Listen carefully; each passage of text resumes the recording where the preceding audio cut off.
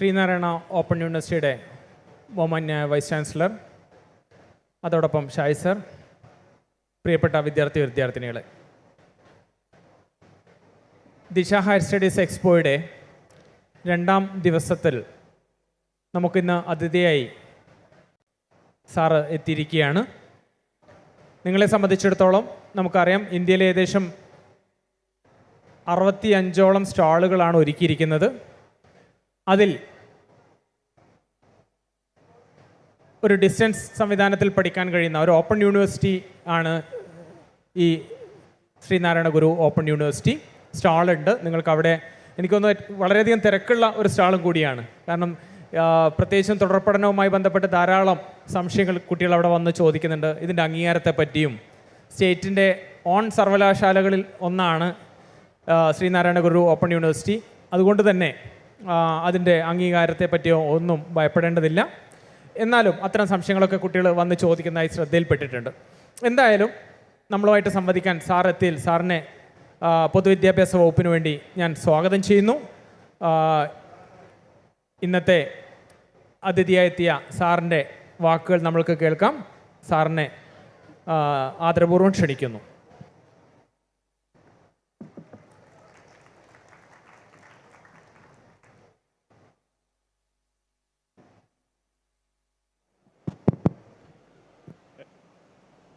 എല്ലാവർക്കും എൻ്റെ നമസ്കാരം.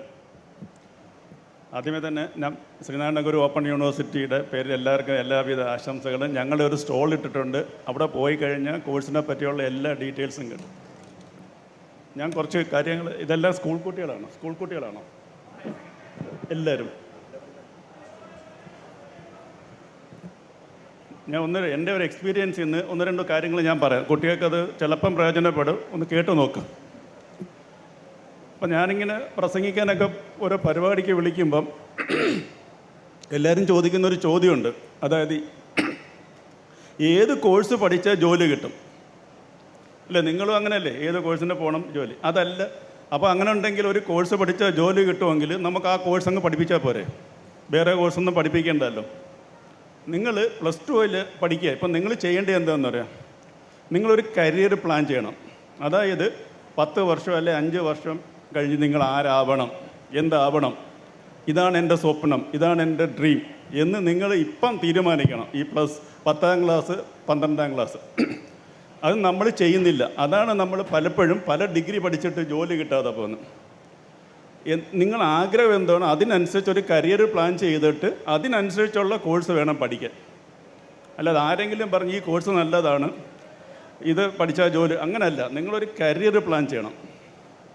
അതുകൊണ്ടാണ് പലപ്പോഴും നമ്മളെ കുട്ടികൾ പിന്തള്ളപ്പെട്ടു പോകുന്നത്. അത് നമ്മൾ എന്നെപ്പോലുള്ള അധ്യാപകരും ഒക്കെ കുറ്റക്കാരാണ്. നിങ്ങൾക്കാരും പറഞ്ഞു തരുന്നില്ല കേട്ടോ. ഇന്ന് നിങ്ങൾ ചെയ്യേണ്ട +2 കഴിഞ്ഞിട്ട് എൻ്റെ ജീവിതത്തിൽ എന്താവണം, നിങ്ങൾക്കൊരു ഡ്രീം ഉണ്ടല്ലേ, അത് എന്തുമായിക്കട്ടെ. ഇപ്പോൾ ഇഷ്ടം പോലെ അവസരങ്ങളാണ്. ഡോക്ടർ MBBS ഒന്നും അല്ല, എഞ്ചിനീയറൊന്നും അല്ല, ഏത് പഠിച്ചാലും ജോലി കിട്ടും. പക്ഷേ അത് പഠിക്കുന്ന കോഴ്സ് എടുത്തിട്ട് അതിൽ എക്സൽ ചെയ്യാൻ നോക്കണം. ഏതെങ്കിലും ഒരു ഡിഗ്രി എടുത്തു കഴിഞ്ഞാൽ ജോലി കിട്ടത്തില്ല. അതുകൊണ്ട് നിങ്ങളെല്ലാം ഓരോരുത്തരും ഓരോ യുണീക്കാണ്. നിങ്ങൾക്ക് ഓരോ കഴിവുണ്ട്, മനസ്സിലായില്ലേ? നമ്മൾ ഡോണ്ട് കമ്പയർ വിത്ത് അതേഴ്സ്. അവരെന്തോ ആയിക്കോട്ടെ, അതിനനുസരിച്ചിട്ട് നിങ്ങൾ പ്ലാൻ ചെയ്യണം. ഇപ്പോൾ +1 +2 കഴിയുമ്പോഴത്തേക്ക് നിങ്ങളുടെ കയ്യിലൊരു ഐഡിയ വേണം, ഇതാണ് എൻ്റെ കരിയർ പ്ലാൻ. അപ്പോൾ ഇന്ന് ആരോ കരിയർ എന്തോ പറയുന്നുണ്ട്. ഇവരൊക്കെ വന്ന് പറയുന്നത് പല കോഴ്സിനെ പറ്റിയ അഡ്വാൻറ്റേജ് ഡിസഡ്വാൻറ്റേജാണ്. നിങ്ങൾ ചെയ്യേണ്ടതെന്ന് പറഞ്ഞാൽ ഇതെല്ലാം കേൾക്കണം. ഇപ്പോൾ ഈ പറയുന്ന എന്നെ പോലുള്ളവർ പറയുന്നത് കേട്ടിട്ട് നിങ്ങൾ ഓരോ ഓപ്ഷൻസ് ഉണ്ടാക്കണം. അങ്ങനെ കരിയർ പ്ലാൻ ചെയ്ത് ഇന്ന കരിയർ ഇന്നതാണ് ഈ പഠിക്കേണ്ടത്. ഓരോ കരിയർ എടുത്തിട്ട് ഷോർട്ട് ലിസ്റ്റ് ചെയ്യണം. എന്നിട്ട് നിങ്ങളുടെ കഴിവ്, നമുക്കൊരു കഴിവുണ്ട്, അത് നിങ്ങൾ ഐഡൻറ്റിഫൈ ചെയ്തിട്ട് അതിനനുസരിച്ചുള്ള ഒരു കോഴ്സ് പഠിച്ചു നോക്കേ. Definitely you will exceed. അത് നമ്മൾ ചെയ്യാത്തതുകൊണ്ടാണ് പലരും ഡിഗ്രിയൊക്കെ എടുത്തിട്ട് അൺഎംപ്ലോയ്മെൻറ്റ്, ജോലിയില്ല. അൺഎംപ്ലോയ്മെൻറ്റൊക്കെ ഉണ്ട്, ഇല്ലെന്നല്ല ഞാൻ പറഞ്ഞ്, നമുക്ക് ജോലി കിട്ടും, ഉറപ്പായിട്ട് ജോലി കിട്ടും. അത് ആ കരിയർ പ്ലാനിങ് ഇല്ലാത്തതുകൊണ്ട് നമ്മൾ പഠിച്ചിട്ട് ജോലി കിട്ടാത്ത. മനസ്സിലായില്ലേ ഞാൻ പറഞ്ഞത്? അപ്പോൾ ഇവിടെയുള്ള എല്ലാ സ്റ്റോളും വിസിറ്റ് ചെയ്തിട്ട് ഓരോ യൂണിവേഴ്സിറ്റി ചെയ്യുന്ന എല്ലാ കോഴ്സിൻ്റെ പാർട്ടിയും പഠിക്കണം. വെറുതെ ഒന്ന് കറങ്ങി പോവല്ലേ വേണ്ട, ചോദിച്ച് മനസ്സിലാക്കിയിട്ട് ക്വസ്റ്റ്യൻ ചോദിക്കാൻ പഠിക്കണം ജീവിതത്തിൽ. അപ്പോൾ ഓരോ സ്റ്റോളിൽ ചെന്നിട്ട് നിങ്ങൾ ക്വസ്റ്റ്യൻ ചോദിക്കണം. എന്നിട്ട് ഈ കോഴ്സ് എന്താണ്, അതിനെന്താ പഠിക്കേണ്ടത് ചോദിച്ചിട്ട് ഇന്ന് വീട്ടിൽ പോയിട്ട് നിങ്ങളൊന്ന് പ്ലാൻ ചെയ്യണം. ഞാൻ ഇന്ന കോഴ്സിൻ്റെ അഡ്വാൻറ്റേജ്, ഡിസഡ്വാൻറ്റേജ്, അതിനാ ഇതോടുള്ള എക്സിബിഷൻസൊക്കെ നടത്തിയിട്ട് നിങ്ങൾ തീരുമാനിക്കണം ഏത് കോഴ്സാണ് എനിക്ക് പഠിക്കേണ്ടത്. അപ്പോൾ ഓരോ കോഴ്സിനെ പറ്റിയുള്ള അഡ്വാൻറ്റേജ്, ഡിസഡ്വാൻറ്റേജ് എല്ലാം ചോദിച്ച് മനസ്സിലാക്കണം, അതിൻ്റെ കരിയർ പ്രോസ്പെക്ട്സും എല്ലാം. അല്ലാതെ ഒരാൾ പറയും ഈ കോഴ്സ് പഠിച്ച ജോലി ചാടിക്കയറി അങ്ങനെ എടുക്കുകയല്ല വേണ്ട. ഓക്കെ, അപ്പോൾ നിങ്ങൾക്ക് ഡെഫിനറ്റായിട്ട് നിങ്ങൾക്ക് എക്സൽ ചെയ്യാൻ പറ്റും. ഇതാണ് നിങ്ങൾക്ക് ജനറലായിട്ട് ഇവിടെയാണ് നമ്മളെ അക്കാഡമിക് സിസ്റ്റം ഫെയിലിയർ ആവുന്നത്. എന്തോ സാറന്മാർ വന്ന് എന്തെങ്കിലുമൊക്കെ പഠിപ്പിച്ചിട്ട് അങ്ങ് പോകും, അവർക്കൊരു പറഞ്ഞു കൊടുക്കുന്നില്ല. അപ്പം സാറന്മാർ പഠിപ്പിച്ചില്ലെങ്കിൽ പണ്ടത്തെ പോലെ സാറന്മാർ പഠിപ്പിക്കണമെന്നില്ല, എല്ലാം നമ്മുടെ വിരൽത്തുമ്പിൽ അവൈലബിളാണ്. മനസ്സിലായില്ലേ? ആ കാലത്തിനനുസരിച്ചിട്ട് ചേഞ്ച് വരുന്നത് അത് ചെയ്യുന്നില്ല എഡ്യൂക്കേഷൻ സിസ്റ്റത്തിൽ. ഓക്കെ, അതുകൊണ്ട് മക്കൾ ചെയ്യേണ്ടതെന്ന് വെച്ചാൽ ഇന്ന് ഇതെല്ലാം പഠിച്ചിട്ട് ഒരു ഓപ്ഷൻസ് ഉണ്ടാക്കുക, എന്നിട്ട് നിങ്ങൾ തന്നെ സെലക്ട് ചെയ്യുക. എൻ്റെ ആഗ്രഹം ഇതാണ്, ഇന്ന കോഴ്സിന് ജോയിൻ ചെയ്യണം. എന്നിട്ട് ഇതുപോലുള്ള ആരുടെ അടുത്തൊക്കെ അഡ്വൈസ് ചോദിക്കുക കേട്ടോ. അതാണ് എനിക്ക് നിങ്ങളുടെ മുന്നിൽ പറയാനുള്ള ഏക കാര്യം. Definitely you will succeed. ജോലിയില്ലാതെ നിൽക്കേണ്ടി വരത്തില്ല, ഞാൻ ഗ്യാരണ്ടിയാണ് കേട്ടോ. ഓക്കെ, ഇനി ഇഷ്ടം പോലെ അവസരങ്ങളുണ്ട്. അവസരങ്ങൾക്ക് യാതൊരു പഞ്ഞമില്ല, ജോലി കിട്ടും. പക്ഷെ നമ്മളത് കറക്റ്റായിട്ട് നമ്മൾ ഐഡൻറ്റിഫൈ ചെയ്തിട്ട് അതിനനുസരിച്ചുള്ള സ്കില്ല്, ഇപ്പോൾ അറിയാമല്ലോ സ്കിൽ ബേസ്ഡ് ജോബ്സാണ്. പണ്ടൊരു സ്കില്ല് പഠിച്ച 25 വർഷം നമുക്ക് അതുകൊണ്ട് ജീവിക്കാൻ പറ്റുമെന്ന്. ഇപ്പോൾ എന്ന് പറഞ്ഞാൽ സ്കില്ലെന്ന് പറഞ്ഞാൽ മാക്സിമം ഒരു 5 വർഷം കഴിഞ്ഞാൽ എല്ലാം ചേഞ്ച് ചെയ്യണം. അപ്പോൾ ഒരു മൾട്ടി സ്കില്ലിങ്, റീസ്കില്ലിങ് എന്നൊക്കെ നമ്മൾ കേട്ടിട്ടില്ലേ? ഇതെല്ലാം നമ്മൾ ചേഞ്ചിനനുസരിച്ചിട്ട് മാറാൻ പഠിക്കണം. അല്ലാതെ ഒരു ഡിഗ്രി എടുത്തുകൊണ്ട് ഇക്കാലത്ത് ജീവിതകാലം മൊത്തമൊന്നും സർവ് ചെയ്യാൻ പറ്റത്തില്ല. അപ്പോൾ continuous learning is also very very important. അവിടെയാണ് ഞങ്ങളെപ്പോലുള്ള ഓപ്പൺ എഡ്യൂക്കേഷനും ഡിസ്റ്റൻസ് എഡ്യൂക്കേഷൻ്റെയൊക്കെ സിഗ്നിഫിക്കൻസ് വരുന്നത്. ഡെയിലി അപ്ഡേറ്റ് ചെയ്യണം, ഡെയിലി പത്രം വായിക്കണം. എത്ര പേര് ഡെയിലി പത്രം വായിക്കണം? നമുക്ക് ചുറ്റും നടക്കുന്ന കാര്യങ്ങൾ അറിയണം, എന്നാലേ നമുക്ക് ഏതൊക്കെ അവസരങ്ങളുണ്ടെന്ന് അറിയാൻ പറ്റും. പത്രം നിങ്ങൾ ഏത് പത്രം വായിക്കുക, ഓൺലൈനിൽ വായിക്കാം, അല്ലെ മൊബൈലിൽ വായിക്കാം. ഡെയിലി പത്രം വായിച്ചിട്ട് നമുക്ക് ഇൻഫർമേഷൻസ് കിട്ടണം. മനസ്സിലായില്ലേ? വെറുതെ ഒരു സ്കൂളിൽ പോയി പഠിക്കുക എന്നുള്ളതല്ല ഇക്കാലം ഇമ്പോർട്ടൻറ്റ്. നമ്മളത് ഇൻഫർമേഷൻസ് എടുത്തിട്ട് എന്നാലേ നമുക്ക് ഞാൻ നേരത്തെ പറഞ്ഞ ഓപ്ഷൻസ് ഉണ്ടാക്കാൻ പറ്റും. നിങ്ങൾക്കൊന്നും ആരും പറഞ്ഞു തരാൻ, നമ്മൾ സ്വയം കണ്ടുപിടിക്കണം. നമ്മളാരും പഠിപ്പിക്കുന്ന അങ്ങനെയുള്ള എക്സ്ക്യൂസൊക്കെ നമ്മളെ കഴിവുകേട് രക്ഷപ്പെടാൻ വേണ്ടി നമ്മൾ പറയുന്ന ആൾക്കാർ. നിങ്ങൾ മെനക്കെട്ട് നോക്കേ, അത് ചെയ്യുന്നില്ല. എന്നിട്ട് എന്താ എളുപ്പം പറയുന്ന നമ്മൾ പഠിപ്പിയിൽ മോശം, അല്ലെ എഡ്യൂക്കേഷൻ സിസ്റ്റം മോശം. ഈ സിസ്റ്റത്തിൽ നിന്നുകൊണ്ട് എത്രയോ പേര് എക്സൽ ചെയ്യുന്നു. അതൊന്ന് ആലോചിച്ച് നോക്കേ. എത്രയോ പേര് നല്ല ജോലി കിട്ടിപ്പോകുന്നുണ്ട്. അപ്പോൾ ആരുടെ കുഴപ്പമാണ്? എവിടുത്തെയാണ് കുഴപ്പം? അതാണ് മക്കളെ നിങ്ങൾ ഈ +1 +2 ചെയ്യേണ്ടത് കേട്ടോ. അതിന് ഇൻഫർമേഷൻ കിട്ടണം. പിന്നെ ഒബ്സർവ് ചെയ്യാൻ പഠിക്കണം. ചുറ്റുവട്ടത്ത് എന്താ നടക്കുന്നതെന്നൊന്ന് ഒബ്സർവ് ചെയ്ത് നോക്കേ. അവസരങ്ങൾ നിങ്ങളെ തേടി തന്നെ വരും. കണ്ണടച്ചല്ല നടക്കണേ, കണ്ണ് തുറന്ന് തന്നെ ചുറ്റും ഒന്ന് ഓടിച്ചു നോക്കേ. ഇഷ്ടം പോലെ അവസരങ്ങൾ നിങ്ങളുടെ കൺമുമ്പിലുണ്ട്. അത് കണ്ടുപിടിക്കാൻ നമ്മളെ കൊണ്ട് പറ്റണം. മനസ്സിലായില്ലേ? പിന്നെ നമ്മളിപ്പോൾ ഒരുപാട് സ്റ്റാർട്ടപ്പും അതുപോലെയൊക്കെ ഉള്ള ഒരുപാട് കമ്പനി വരുന്നുണ്ടല്ലോ. അതൊക്കെ എല്ലാം ആലോചിച്ച് നോക്കേ. കോളേജിലെ കുട്ടികൾ നിങ്ങളെപ്പോലെ ഫ്രീ ടൈമിലൊക്കെ ഇരുമ്പോൾ സിമ്പിൾ ചാറ്റ് ചെയ്യത്തില്ലേ? അന്നേരം ഓരോ ബിസിനസ് ഐഡിയാസും ഓരോരോ ഐഡിയാസൊക്കെ വരും. അപ്പം പരസ്പരം സംസാരിക്കുക, ഡിസ്കസ് ചെയ്യുക, ഫ്രൂട്ട്ഫുള്ളായിട്ട് ഡിസ്കസ് ചെയ്യുക. ഈ ഓരോ ദിവസവും നമ്മൾ വാല്യൂ ആഡ് ചെയ്തുകൊണ്ടേ ഇരിക്കണം, അല്ലെങ്കിൽ നമ്മൾ പിന്തള്ളപ്പെടും. അത്രയ്ക്ക് ഫാസ്റ്റ് ചേഞ്ചസ്. പിന്നെ അടുത്തത് എനിക്ക് പറയാനുള്ള ടെക്നോളജി. ഞങ്ങളുടെ തലമുറയ്ക്കൊന്നും കിട്ടാത്ത ഒരു ഭാഗ്യം നിങ്ങളുടെ തലമുറയ്ക്കുണ്ട്. അതെന്താണെന്നറിയോ? Technology means opportunities. ടെക്നോളജി വെച്ച് നിങ്ങൾക്ക് എന്ത് വേണമെങ്കിലും അച്ചീവ് ചെയ്യാൻ പറ്റും. നിങ്ങൾ ഗോഡ് ഗിഫ്റ്റഡ് സ്റ്റുഡൻസ് തലമുറയാണ്. എന്നുവെച്ചാൽ ടെക്നോളജി എന്ന് പറഞ്ഞാൽ അബൻഡൻ്റ് ഓഫ് ഓപ്പർച്യൂണിറ്റീസാണ്. മനസ്സിലായില്ലേ? അതൊന്ന് നോക്കി. ടെക്നോളജി ഉപയോഗിച്ച് എന്തെല്ലാം ബിസിനസ്സും എന്തെല്ലാം കാര്യങ്ങൾ ചെയ്യാൻ പറ്റുമെന്നുണ്ട്. അപ്പം technology updation is also the need of the day. ഇപ്പോഴത്തെ ടെക്നോളജി നമുക്ക് കണ്ടിട്ടില്ലേ? 6 മാസവും ഒക്കെ ഉള്ള കുട്ടികൾ മൊബൈൽ വെച്ച് കളിക്കുന്നത് എന്തുകൊണ്ടെന്നറിയാമോ? നമ്മൾ ഈ ടെക്നോളജി എന്ന് പറഞ്ഞാൽ ഡ്രൈവിംഗ് പോലെ.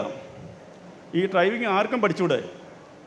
ഏജ് പ്രശ്നമില്ല, ക്വാളിഫിക്കേഷൻ പ്രശ്നമില്ല, ഒന്നും പ്രശ്നമില്ല. ആർക്കും ഡ്രൈവിംഗ് പഠിക്കുക. എന്തുകൊണ്ട്? You need to know some basic operations.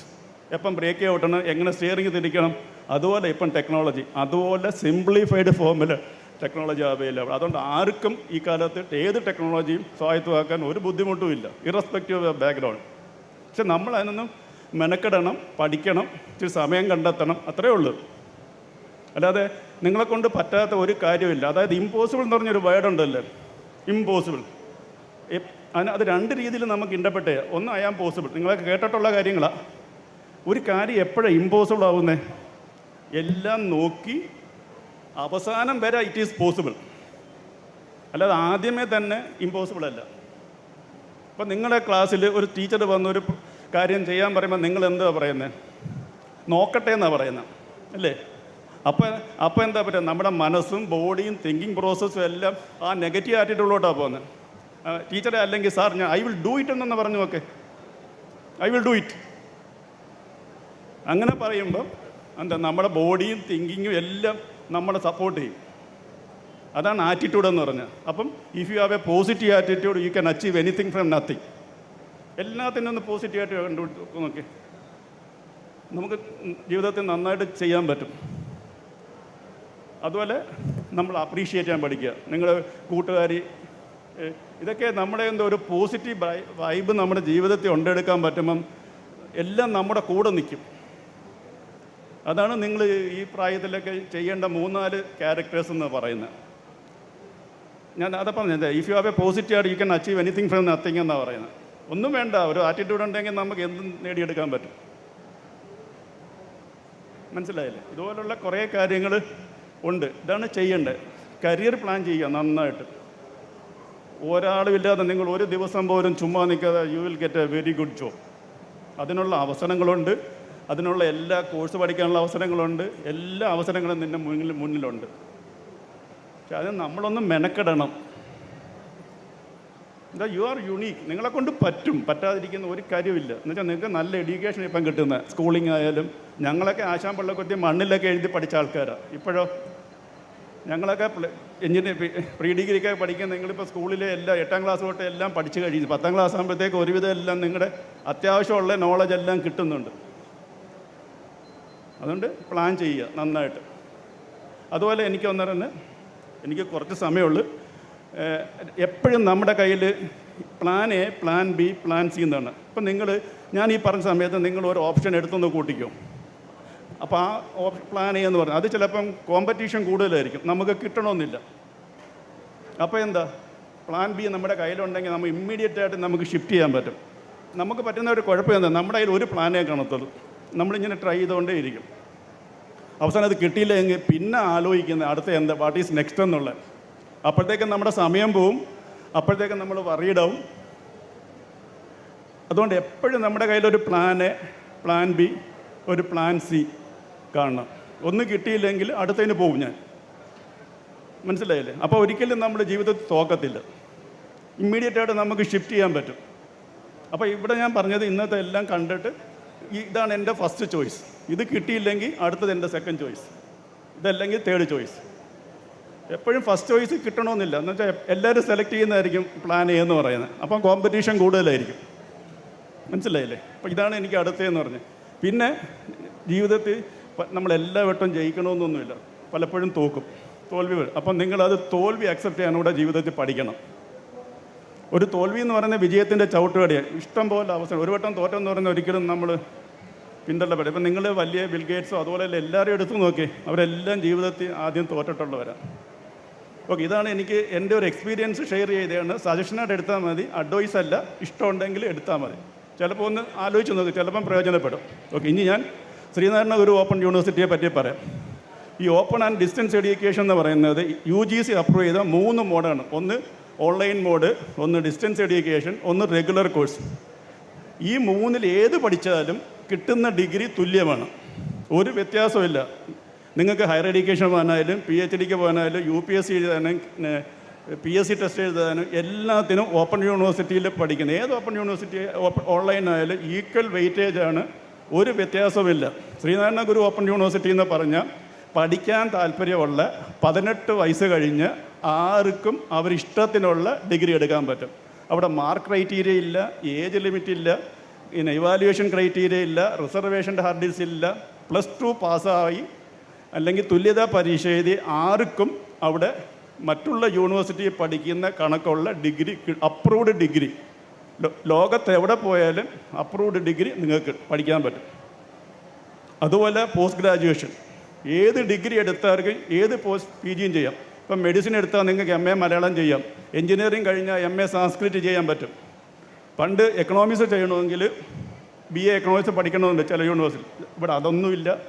നിങ്ങൾക്ക് പഠിക്കാൻ താല്പര്യമുണ്ടെങ്കിൽ ഏത് കോഴ്സും അവിടെ പഠിക്കാം. ഈക്വൽ വെയിറ്റേജ് ആണ്. പിന്നെ അതുപോലെ ഏൺ ബൈ ലേണിംഗ് എന്നുള്ള സിസ്റ്റം അറിയാമല്ലേ, പഠിച്ചുകൊണ്ട് ജോലി ചെയ്തുകൊണ്ട് പഠിക്കുക. അപ്പോൾ നിങ്ങളൊരു ജോലിക്ക് പോയിട്ട് ഇവിടെ ജോയിൻ ചെയ്തിട്ട് നിങ്ങൾക്ക് പാരലി ഡിഗ്രിക്ക് പഠിക്കാൻ പറ്റും. അപ്പോൾ ഗൂഗിൾ പോലുള്ള വലിയ കമ്പനി പോലും അവർ ഡിഗ്രി ചോദിക്കുന്നില്ല. അവരൊരു ഇൻ്റർവ്യൂ ക്രൈറ്റീരിയ വെക്കും. ഇൻ്റർവ്യൂവിന് പെർഫോം ചെയ്ത് അവർ ജോലി കിട്ടും. അവർ പറയുന്ന പാരലി നിങ്ങൾ പഠിക്കണം, ഡിഗ്രി എടുക്കണം, പഠിക്കണം, വാല്യൂ ആഡ് ചെയ്യണം. പക്ഷെ അതിന് ഒരുപാട് മെത്തേഡ്, അതാണ് ഞാൻ പറഞ്ഞത്, നിങ്ങളുടെ മുന്നിൽ ഒരുപാട് ഓപ്ഷൻസ് ഉണ്ട്. അതാണ് എനിക്ക് യൂണിവേഴ്സിറ്റി പറയാനുള്ളത്. നമ്മൾ ശ്രീനാരായണ ഓപ്പൺ യൂണിവേഴ്സിറ്റി കൊടുക്കുന്ന എല്ലാ ഡിഗ്രിയും UGC അപ്രൂവ്ഡ് ആണ്, ഡിസ്റ്റൻസ് എഡ്യൂക്കേഷൻ കൗൺസിലിൻ്റെ അപ്രൂവ്ഡ് ആണ്. ഒരു ഡിഫറൻസും ഇല്ല. ഇപ്പം കേരള യൂണിവേഴ്സിറ്റി കൊടുക്കുന്ന അതേ വാല്യൂ ഉള്ള ഡിഗ്രി തന്നെ നമ്മൾ ഓപ്പൺ യൂണിവേഴ്സിറ്റി കൊടുക്കുന്നത്. പിന്നെ ഇപ്പം നാളെ നിങ്ങൾ +2 കഴിഞ്ഞിട്ട് ഒരു റെഗുലർ കോളേജിൽ പോയി ഒരു ഡിഗ്രിക്ക് ജോയിൻ ചെയ്യുന്നു. അപ്പോൾ എഞ്ചിനീയറിങ്ങിനോ മെഡിസിനോ അല്ലെങ്കിൽ വേറെ ഏതെങ്കിലും ഒരു കോഴ്സ് വെച്ചാൽ പാരലലി ഞങ്ങളുടെ അവിടെ പഠിച്ചിട്ട് നിങ്ങളുടെ ഇൻട്രസ്റ്റ് ഉള്ള ഒരു BA മലയാളം പഠിക്കാം, അല്ലെങ്കിൽ BA സംസ്കൃത് പഠിക്കാം, BA ഹിന്ദി പഠിക്കാം, പാരലലി പഠിക്കാൻ താല്പര്യമുള്ളവർക്ക്. അങ്ങനെയുള്ള എല്ലാവിധ ഓപ്ഷൻസും ശ്രീനാരായണ ഗുരു ഓപ്പൺ യൂണിവേഴ്സിറ്റി ചെയ്യുന്നുണ്ട്. ഒരു വറീസും വേണ്ട, ജോലി കിട്ടും. എല്ലാം ഗവൺമെൻറ് അപ്രൂവ്ഡ് യൂണിവേഴ്സിറ്റിയാണ്. വിദ്യ കൊണ്ട് സ്വതന്ത്രരാവുക എന്ന് പറഞ്ഞ് കേട്ടല്ലേ ശ്രീനാരായണ ഗുരുവിൻ്റെ, അതിനെ ആപ്തമാക്കി ഇത് പഠിച്ചു കഴിയുന്ന ആർക്കും ഒരു ജോലി കിട്ടും. കൂടാതെ നമ്മളവിടെ പഠിക്കുന്ന ഡിഗ്രി പഠിക്കുന്ന കുട്ടികൾക്ക് സർട്ടിഫിക്കറ്റ് ആൻഡ് ഡിപ്ലോമ പ്രോഗ്രാം എന്ന് പറഞ്ഞ് കൂടെ നമ്മൾ പഠിക്കാനുള്ള അവസരം കൊടുക്കുന്നത്. സ്കിൽ ഓറിയൻറ്റഡ്, അത് പല ICT അക്കാഡമി, കെൽട്ടോട്ട് അതുപോലുള്ള ചേർന്നിട്ട് ജോയിൻ്റായിട്ട് ഇപ്പോൾ കേംബ്രിഡ്ജ് യൂണിവേഴ്സിറ്റി, ഹിന്ദി പ്രചാര സഭ, അങ്ങനെ IHRD, TKM college of engineering, അങ്ങനെ ചേർന്നിട്ട് നമ്മൾ ഇതിൻ്റെ കൂടെ പാരലലി നിങ്ങൾക്ക് സർട്ടിഫിക്കറ്റും ഡിപ്ലോമ പ്രോഗ്രാമും പഠിക്കാൻ പറ്റും. അപ്പോൾ നിങ്ങൾ അവിടെ ഡിഗ്രി പഠിച്ചു കഴിയുമ്പം നിങ്ങളുടെ കയ്യിൽ ഒരു സ്കിൽ സർട്ടിഫിക്കേഷൻ കിട്ടും. അതെന്ന് പറഞ്ഞാൽ യൂണിവേഴ്സിറ്റി അപ്രൂവ്ഡ് ആണ്. നാഷണൽ കൗൺസിൽ ഫോർ വെക്കേഷൻ എഡ്യൂക്കേഷൻ്റെ സർട്ടിഫിക്കേഷനുള്ള ഡിഗ്രിയാണ് കിട്ടുക, സർട്ടിഫിക്കറ്റാണ് കിട്ടും. അപ്പോൾ എന്താ ഡെഫിനറ്റായിട്ട് നല്ല വാല്യൂ ആണ്, ജോലി കിട്ടും. അപ്പം പിന്നെ നമ്മൾ റെഗുലർ കോഴ്സിൽ കിട്ടുന്ന എല്ലാം നമ്മളവിടെ പ്രൊവൈഡ് ചെയ്യുന്നത്. ഞങ്ങൾ ആർട്സ് ഫെസ്റ്റിവൽ നടത്തുന്നുണ്ട്, സ്പോർട്സ് ഫെസ്റ്റിവൽ നടത്തുന്നുണ്ട്. പിന്നെ ശനിയാഴ്ച ഞായറാഴ്ച നിങ്ങൾക്ക് ഉള്ള കോളേജിൽ കൗൺസിലിംഗ് പോലെ നടത്തുന്നത്. അവിടെ പഠിപ്പിക്കുന്ന റെഗുലർ കോളേജിൽ അധ്യാപകർ തന്നെയാണ് നമ്മുടെ കുട്ടികളിലേക്കും ക്ലാസ് എടുക്കുന്നത്. ഇത്തവണ ഞങ്ങളുടെ അവിടെ ഇപ്പം 48,000 സ്റ്റുഡൻസ് പഠിക്കുന്നുണ്ട്, 48,000 സ്റ്റുഡൻസ്. അവിടെ 83 വയസ്സ് വരെ ഉള്ളവർ അവിടെ പഠിക്കുന്നുണ്ട്. 83 വയസ്സ് വരുന്ന ഒരു സ്റ്റുഡൻറ്റ് ഇപ്പം MA മലയാളത്തിന് ജോയിൻ ചെയ്തിട്ടുണ്ട്. അവിടെ അതുകൊണ്ട് ഏജ് ലിമിറ്റ് ഇല്ല, TC വേണ്ട, ആർക്കും പഠിക്കാൻ താല്പര്യമുള്ള എല്ലാവർക്കും അവിടെ യൂണിവേഴ്സിറ്റിയിൽ പഠിച്ച് ഡിഗ്രി എടുക്കാം. പിന്നെ അതുപോലെ ഒരു എൻ്റർപ്രണർഷിപ്പിൻ്റെ ഒത്തിരി പ്രോഗ്രാംസ് നമ്മളുണ്ട്. വെബ്സൈറ്റിൽ പോയി നോക്കുക. ഞാൻ സമയമില്ലാത്തതുകൊണ്ട് കൂടുതലായിട്ട് ഞാനൊന്നും പറയുന്നില്ല. എന്തെങ്കിലും സ്പെസിഫിക് കൊറീസ് ഉണ്ടെങ്കിൽ ചോദിക്ക്, ഞാൻ പറഞ്ഞുതരാം.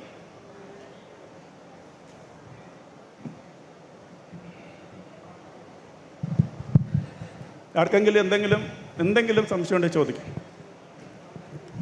പ്രിയപ്പെട്ട വിദ്യാർത്ഥികളെ, നിങ്ങൾക്ക് മുമ്പിൽ ചെറിയൊരു സമയം മാത്രം എടുത്ത് ഇപ്പം ദിശയുടെ ഭാഗമായിട്ട് സംസാരിച്ചത് ശ്രീനാരായണ ഓപ്പൺ യൂണിവേഴ്സിറ്റിയുടെ വൈസ് ചാൻസലർ ജഗതിരാജ് സാറാണ്.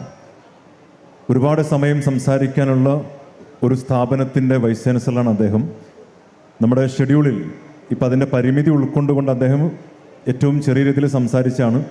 അത്യാവശ്യമായ എന്തെങ്കിലും കാര്യം മക്കൾക്ക് ശ്രീനാരായണ ഓപ്പൺ യൂണിവേഴ്സിറ്റിയെക്കുറിച്ച് ചോദിക്കാനുണ്ടെങ്കിൽ, കോഴ്സിനെ കുറിച്ചുണ്ടെങ്കിൽ ഇപ്പോൾ ചോദിക്കുക. 1-2 കുട്ടികൾക്ക് പ്രസക്തമായ ചോദ്യം ചോദിക്കാനുള്ള അവസരമുണ്ട്. മൈക്ക് അങ്ങോട്ട് തരും, കൈപൊക്കിയാൽ മതി, നിങ്ങൾ കൈപൊക്കിയാൽ മതി. അങ്ങനെ ഉണ്ടെങ്കിൽ സ്റ്റാൾ ഇവിടെ ഉണ്ട്. ആ സ്റ്റാൾ വിസിറ്റ് ചെയ്യുമ്പോൾ അതിൻ്റെ ഭാഗമായിട്ട് നിങ്ങൾക്ക് അവിടെയും അന്വേഷണമൊക്കെ നടത്താം. ഞാൻ ആദ്യമേ പറഞ്ഞില്ലേ, ജീവിതത്തിൽ ചോദ്യം ചോദിക്കാൻ പഠിക്കണം. മനസ്സിലായില്ലേ? ഏറ്റവും നല്ല ലേണിംഗ് മെത്തേഡ് എന്ന് പറഞ്ഞാൽ ചോദ്യം ചോദിക്കാൻ പഠിക്കണം. ഒരു ധൈര്യമായിട്ട് തലയുയർത്തിയെന്ന്, അതൊക്കെയാണ് നിങ്ങൾ ഉണ്ടാക്കിയെടുക്കേണ്ട ക്യാരക്ടേഴ്സ്. ചോദ്യം ചോദിക്കാൻ പഠിക്കണം ആരോടും.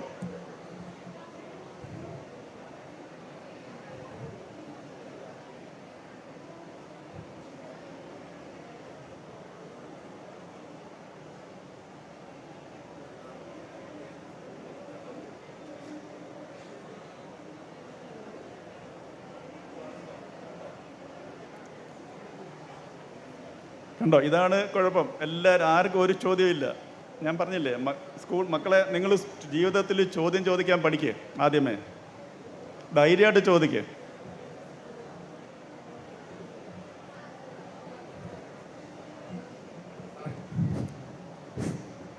ഈ കുട്ടികൾ ചോദ്യം ചോദിച്ച് വരുമ്പോഴത്തേന് അവർക്ക് വേണ്ടി ഒരു ചോദ്യമാണ്. നമ്മുടെ ശ്രീനാരായണ ഓപ്പൺ യൂണിവേഴ്സിറ്റി, കേരളത്തിലെ ശ്രീനാരായണ ഓപ്പൺ യൂണിവേഴ്സിറ്റി ഏതെങ്കിലും ഓൺലൈൻ കോഴ്സ് നടത്തുന്നുണ്ടോ? അതായത് ഡിഗ്രി, അത് ഈ കുട്ടികൾക്ക് പഠിക്കാൻ കഴിയുമോ? ഇപ്പോൾ +2 കഴിഞ്ഞ കുട്ടികൾക്ക് പഠിക്കാൻ കഴിയും? പറ്റുമല്ലോ. അതല്ലേ ഞാൻ പറഞ്ഞ്, നമ്മൾ 3 മോഡ്, ഒന്ന് online mode, distance education mode, regular mode. ഞങ്ങൾ നടത്തുന്ന ഡിസ്റ്റൻസ് എഡ്യൂക്കേഷൻ മോഡ്, അതായത് നമ്മളവിടെ പഠിക്കുന്ന നേരം സ്റ്റുഡൻസ് അല്ല ഞങ്ങൾ പറയുന്നത്, ലേണേഴ്സ് എന്നാണ് പറയുന്നത്. ടീച്ചേഴ്സ് അല്ല, കൗൺസിലേഴ്സ് എന്ന് പറഞ്ഞാൽ. നിങ്ങൾക്ക് നമ്മുടെ അവിടെ യൂണിവേഴ്സിറ്റിയിൽ ഏത് കോഴ്സിനും ജോയിൻ ചെയ്യാൻ പറ്റും. സൈറ്റിൽ പോയി രജിസ്റ്റർ ചെയ്യുക. ശനിയാഴ്ച ഹോളിഡേയ്സിലുള്ള 23 learning support centres all over കേരളയുണ്ട്. അവിടെ വന്നിട്ട് നിങ്ങളുടെ സംശയങ്ങൾ തീർക്കുക. നിങ്ങളുടെ വീട്ടിൽ ഇരുന്ന് പഠിച്ച് പരീക്ഷ എഴുതാൻ പറ്റും. ആർക്കും നിങ്ങൾക്ക് ഏത് കോഴ്സിനും അവിടെ ജോയിൻ ചെയ്യാൻ പറ്റും. +2 കഴിഞ്ഞാൽ ഒരു ഹർഡിൽസും ഇല്ല, TC ഒന്നും ചോദിക്കത്തില്ല. മാർക്ക് റേറ്റ് ചെയ്ത് ജസ്റ്റ് പാസ് എന്ന് വെച്ച് ഒരു ക്വാളിറ്റി കോംപ്രമൈസും ഇല്ല. നന്നായിട്ട് ക്വാളിറ്റി എഡ്യൂക്കേഷൻ തന്നെ തരുന്നത്. വെറുതെ തട്ടിക്കൂട്ടൽ പരിപാടിയൊന്നുമല്ല. സാറ്, ഈ കോഴ്സുകൾ പലതും ഡ്യൂറേഷൻ വളരെ ദീർഘമായി പോകുന്നു എന്ന് കേൾക്കുന്നുണ്ട്. സമയബന്ധിതമായി അത് തീർക്കാൻ കഴിയുമെന്ന് ശ്രീനാരായണ ഗുരു ഓപ്പൺ യൂണിവേഴ്സിറ്റിക്ക് ഉറപ്പ് നൽകാൻ കഴിയുമോ? പിന്നെന്താ, ഇത് നമ്മളിപ്പോൾ അഞ്ചാമത്തെ ഇൻടേക്കാണ് അക്കാഡമിക് കലണ്ടർ. ആദ്യം തൊട്ടുള്ള ഇൻടേക്ക് തൊട്ടുള്ള 5 ഇൻടേക്കിൻ്റെ അക്കാഡമിക് കലണ്ടർ നമ്മൾ സൈറ്റിൽ അപ്ലോഡ് ചെയ്തിട്ടുണ്ട്. നമ്മുടെ ഫസ്റ്റ് ബാച്ച് അടുത്ത വർഷം ഇറങ്ങത്തുള്ളൂ. നമ്മൾ റെഗുലർ കോഴ്സിന് പഠിക്കുന്ന അതേ കുട്ടികളുടെ കൂടെ തന്നെ ഇറക്കി വിടും. ഇപ്പം സാറ് പറഞ്ഞ് എനിക്ക് മനസ്സിലായി. സാറൊന്ന് അക്കാഡമിക് സൈറ്റിൽ പോയിട്ട് നോക്കിയാൽ മതി. അക്കാഡമിക് കലണ്ടർ ഞങ്ങൾ അപ്ലോഡ് ചെയ്തിട്ടുണ്ട് ഫസ്റ്റ് ഇൻടേക്ക് തൊട്ട്. ഫസ്റ്റ് ഇൻടേക്ക് ജൂൺ 25 ഞങ്ങൾ പരീക്ഷ നടത്തി വിടും. സർ, പ്ലേസ്മെന്റിന് ബന്ധപ്പെട്ടൊന്ന് പറയാമോ? അല്ല, പ്ലേസ്മെൻറ്റ് നമ്മളെ മറ്റുള്ള കോളേജുമായിട്ടുള്ള വ്യത്യാസം എന്താ, നമ്മുടെ ക്യാമ്പസിൽ സ്റ്റുഡൻസ് വരുന്നില്ല. ഇപ്പം നമ്മൾ അതിന് ചെയ്യാൻ പോകുന്ന പല ഇൻസ്റ്റിറ്റ്യൂട്ടായിട്ട് ചേർന്നിട്ട് പിന്നെ പ്ലേസ്മെൻറ്റ് ഡ്രൈവ് നടത്താനുള്ള പരിപാടി ഇടുന്നുണ്ട്. പല ലൊക്കേഷനിലായിട്ട് പല ഇൻസ്റ്റിറ്റ്യൂട്ട് ചേർന്നിട്ട് അത് ചെയ്യും. അതാണ് നമ്മളിപ്പോൾ ഞാൻ പറഞ്ഞില്ല, 25 MOU സൈൻ ചെയ്തിട്ടുണ്ട്. ഇപ്പോൾ ICT അക്കാഡമി, കെൽട്രോൺ, IHRD അവരുമായിട്ട് ചേർന്നിട്ട് പ്ലേസ്മെൻറ്റ് ഓഫ് കരിയർ ഇത് ഡ്രൈവ് നടത്താനുള്ള ഇപ്പോൾ ICTയിൽ നമ്മളിപ്പോൾ ഒരു സർട്ടിഫിക്കറ്റ് പ്രോഗ്രാം ഓഫർ ചെയ്തിട്ടുണ്ട്. അവർ തന്നെ ഇത് പഠിക്കുന്നവർക്ക് പ്ലേസ്മെൻറ്റ് പ്രൊവൈഡ് ചെയ്യും. ഡിസ്റ്റൻസായി പഠിക്കുമ്പോൾ അറ്റൻഡൻസിൻ്റെ നമ്മളത് ഓപ്ഷണൽ ആക്കിയിട്ടുണ്ട്. അതായത് കൗൺസിലിംഗ് ഡേയിൽ നിങ്ങൾ വന്ന് പഠിക്കണം, എന്നാലും നിങ്ങളുടെ സംശയങ്ങൾ ക്ലിയർ ആക്കാൻ പറ്റും.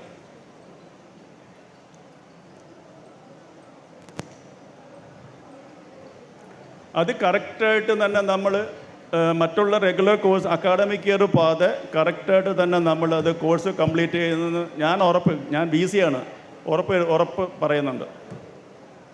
അത് പല ആൾക്കാരിങ്ങനെ പല പരാതികൾ പറയുന്നുണ്ട്. അത് അതിൻ്റെ പിന്നിൽ പല താല്പര്യങ്ങളുണ്ട്.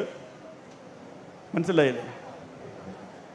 എല്ലാ അക്കാഡമിക് കലണ്ടർ നമ്മൾ അപ്ലോഡ് ചെയ്തിട്ടുണ്ട്. ഒരു കോഴ്സ് തുടങ്ങുമ്പോൾ അക്കാഡമിക് കലണ്ടർ നോക്കി നിങ്ങൾക്ക് എന്നാ പരീക്ഷ വരുന്ന, ഓരോ സെമസ്റ്റർ തീരുന്ന എന്നാന്ന് ഇപ്പം സൈറ്റിൽ കിടപ്പുണ്ട്. സാർ, ഡിസ്റ്റൻസ് എഡ്യൂക്കേഷൻ വഴി B.Ed ചെയ്യാൻ പറ്റുമോ സാർ? അതിന് ഏജ് ലിമിറ്റ് വല്ലതുണ്ടോ? ഇല്ല, ഏജ് ലിമിറ്റ് ഇല്ല. ആരാ പറഞ്ഞു? ഏജ് ലിമിറ്റ് ഇല്ല. ഞാൻ പറഞ്ഞില്ലേ, 83 വയസ്സുള്ള ഒരാൾ ഇപ്പം ജോയിൻ ചെയ്തിട്ടുണ്ട്. സാർ, B.Ed പഠിക്കാനായിട്ട് ഏജ് ലിമിറ്റ് ഉണ്ടോ? B.Ed തുടങ്ങിയില്ല. ആരാ ചോദിക്കുന്നത്? B.Ed തുടങ്ങിയില്ല നമ്മളിപ്പം. അത് ഓപ്പൺ എഡ്യൂക്കേഷനിൽ UGCയുടെ ഒരു പെർമിഷൻ വേണം തുടങ്ങണമെങ്കിൽ. അത് പ്ലാനിങ്ങിൽ പ്രോജക്റ്റിലുള്ളതാ, UGCയുടെ അപ്രൂവൽ വേണം. അടുത്ത വർഷം തൊട്ട് MBA, MCA, MSW, MSc psychology എല്ലാം തുടങ്ങുന്നുണ്ട്. ഇപ്പം BBA ഉണ്ട്, BCA ഉണ്ട്. ഇപ്പം പുതിയ 2 കോഴ്സ് നമ്മളിപ്പോൾ ഓഫർ ചെയ്യുന്നത്. നിങ്ങൾക്ക് ആലോചിക്കാവുന്നതാണ്. +2 കഴിഞ്ഞിട്ട് BSc data science and analytics and BSc multimedia ഈ വർഷം തുടങ്ങുന്നുണ്ട്. അപ്പോൾ നിങ്ങൾ സ്റ്റോളിൽ പോയി കഴിഞ്ഞാൽ എല്ലാത്തിനുള്ള ഇൻഫർമേഷൻ കിട്ടും. അല്ലെങ്കിൽ നമ്മുടെ വെബ്സൈറ്റ് ഉണ്ട്, sgou.ac.in. ഓക്കെ എന്നാ സംശയം ഓക്കെ, എന്തെങ്കിലും ഉണ്ടെങ്കിൽ നിങ്ങൾക്ക് യൂണിവേഴ്സിറ്റിയെ കോൺടാക്റ്റ് ചെയ്യാം. അപ്പം ഞാൻ പറഞ്ഞോണം കരിയർ പ്ലാൻ ചെയ്യുക. Definitely you will succeed in your life. Wish you all the very best. Thank you.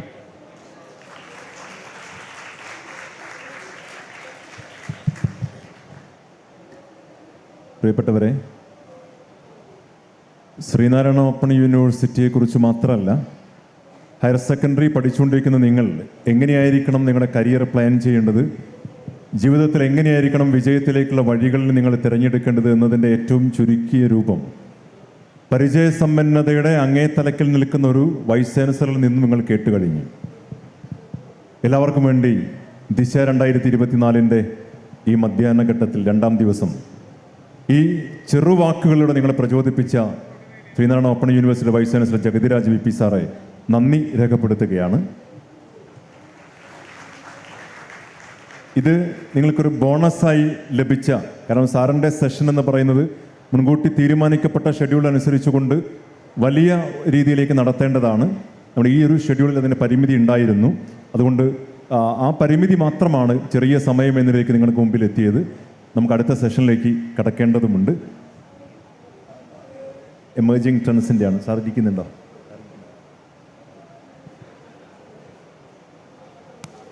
പ്രിയപ്പെട്ടവരെ, നമ്മുടെ ഭാവി രൂപപ്പെടുത്തുന്നതിൽ ഏറ്റവും പ്രധാനമാണ് നമ്മുടെ കരിയർ. എന്തൊക്കെയാണ് പുതിയ കാലത്തിൻ്റെ സാധ്യതകൾ, ജോലി സാധ്യതകൾ എന്നത് തീർച്ചയായും നമ്മൾ അറിഞ്ഞിരിക്കേണ്ട പ്രധാനപ്പെട്ട കാര്യവുമാണ്. ഈ ഒരു session emerging trends in career എന്നതാണ്.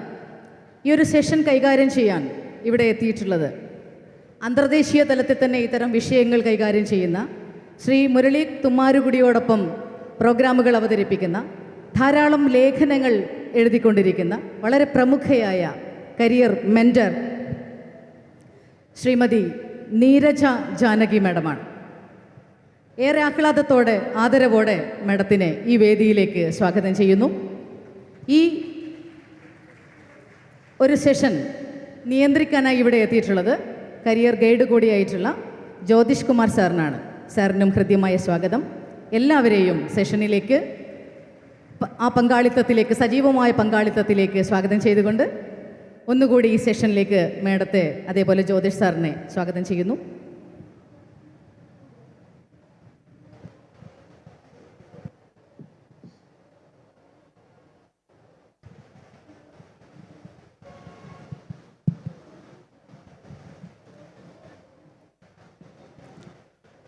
ഈ ഒരു session emerging trends in career. അപ്പോൾ നമുക്കറിയാം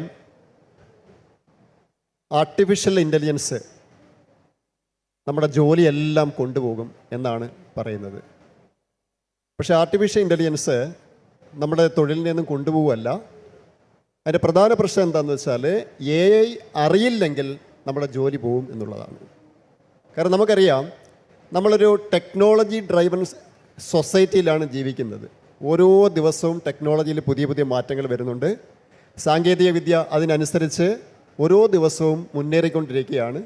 ആ ഒരു കാലഘട്ടത്തിലാണ് നമ്മൾ ജീവിക്കുന്നത്. അപ്പോൾ നമ്മൾ സാധാരണ രീതിയിൽ ഈ സാങ്കേതിക വിദ്യയ്ക്ക് അനുസരിച്ച് തന്നെ, ആ ഒരു രീതിയിൽ അതിനനുസരിച്ച് തന്നെയുള്ള ഒരു കരിയർ നമ്മൾ തിരഞ്ഞെടുത്തില്ലെങ്കിൽ ഭാവിയിൽ എന്തു ചെയ്യും?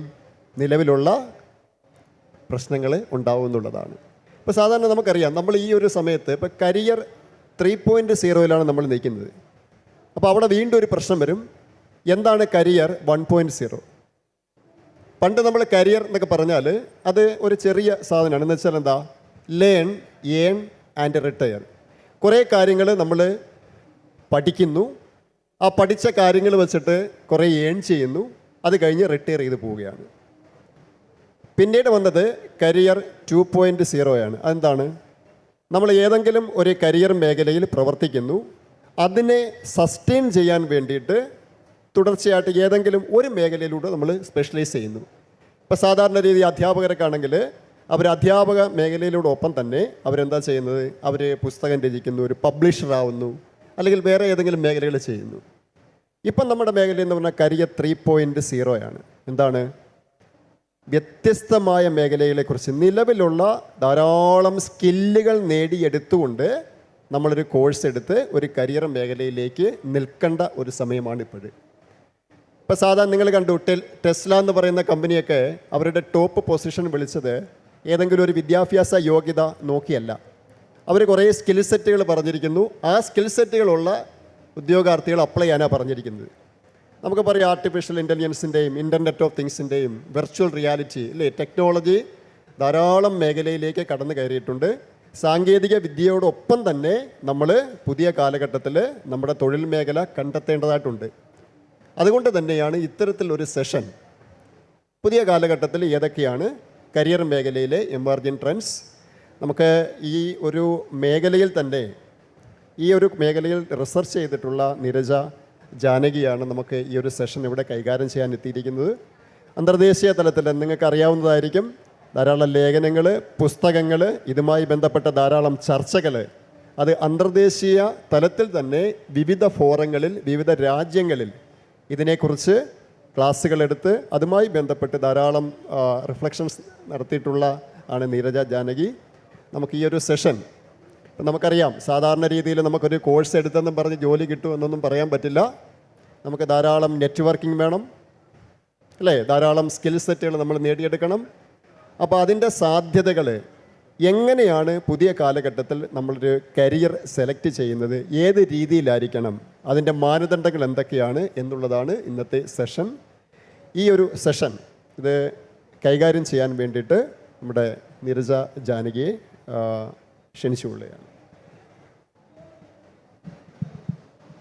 Thank you so much for the introduction. നമസ്കാരം, എൻ്റെ പേര് നീരജ. ഞാൻ ഒരു കരിയർ മെൻറ്ററിങ് ആണ് ഞാൻ ചെയ്യുന്നത്. ബേസിക്കലി ഒരു സൈക്കോളജിസ്റ്റാണ്. അപ്പോൾ ഇന്ന് ഇവിടെ സംസാരിക്കാൻ ഒരു അവസരം കിട്ടിയതിൽ വളരെ സന്തോഷം. വളരെ യങ് ആയിട്ടുള്ള ഒരു ക്രൗഡാണ്. ഞാൻ പ്രതീക്ഷിക്കുന്നത് ഒരു ഇൻട്രാക്റ്റീവ് സെഷനാണ്. എനിക്കറിയാവുന്ന കാര്യങ്ങളെക്കുറിച്ച് പറയാം. നിങ്ങൾക്കുള്ള ചോദ്യങ്ങൾ, അഭിപ്രായങ്ങളൊക്കെ പങ്കുവയ്ക്കാൻ മടിക്കാതെ ഇരിക്കുക. കേൾക്കുന്നുണ്ടല്ലോ അല്ലേ ഞാൻ സംസാരിക്കുന്നത്?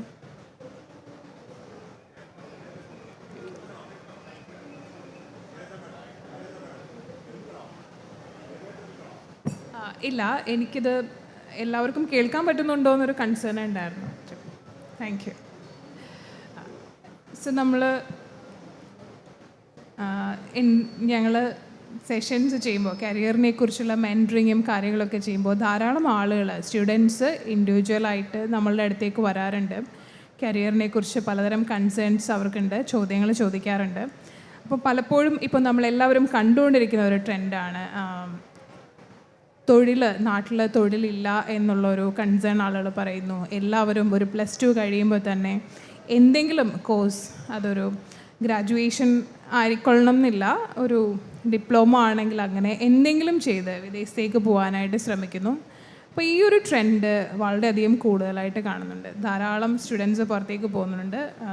ഇപ്പോൾ നമ്മുടെ രാജ്യത്തെ കണക്കുകൾ അനുസരിച്ച് ഏതാണ്ട് 1.3 മില്യണിന് മേലേക്ക് വിദ്യാർത്ഥികൾ നിലവിൽ ഇന്ത്യക്ക് പുറത്ത് പഠിക്കുന്നുണ്ട്, ഇന്ത്യൻ സ്റ്റുഡൻസ്.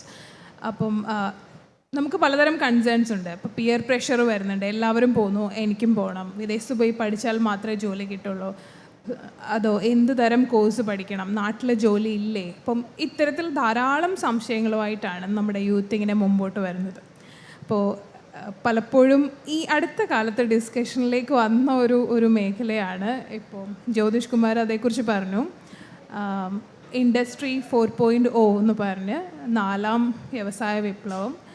അപ്പോൾ ആ ഒരു കാലത്ത് നമ്മൾ അപ്ഡേറ്റഡ് ആണോ, നമുക്ക് സാധ്യതകളുണ്ടോ എന്നുള്ള തരം ചോദ്യങ്ങളെല്ലാം വരുന്നുണ്ട്. അപ്പം എൻ്റെ അഭിപ്രായത്തിൽ ഇൻഡസ്ട്രി 3.0യിൽ നിന്നും നമ്മൾ 4.0യിലേക്ക് ഓൾറെഡി മൂവ് ചെയ്ത് കഴിഞ്ഞു.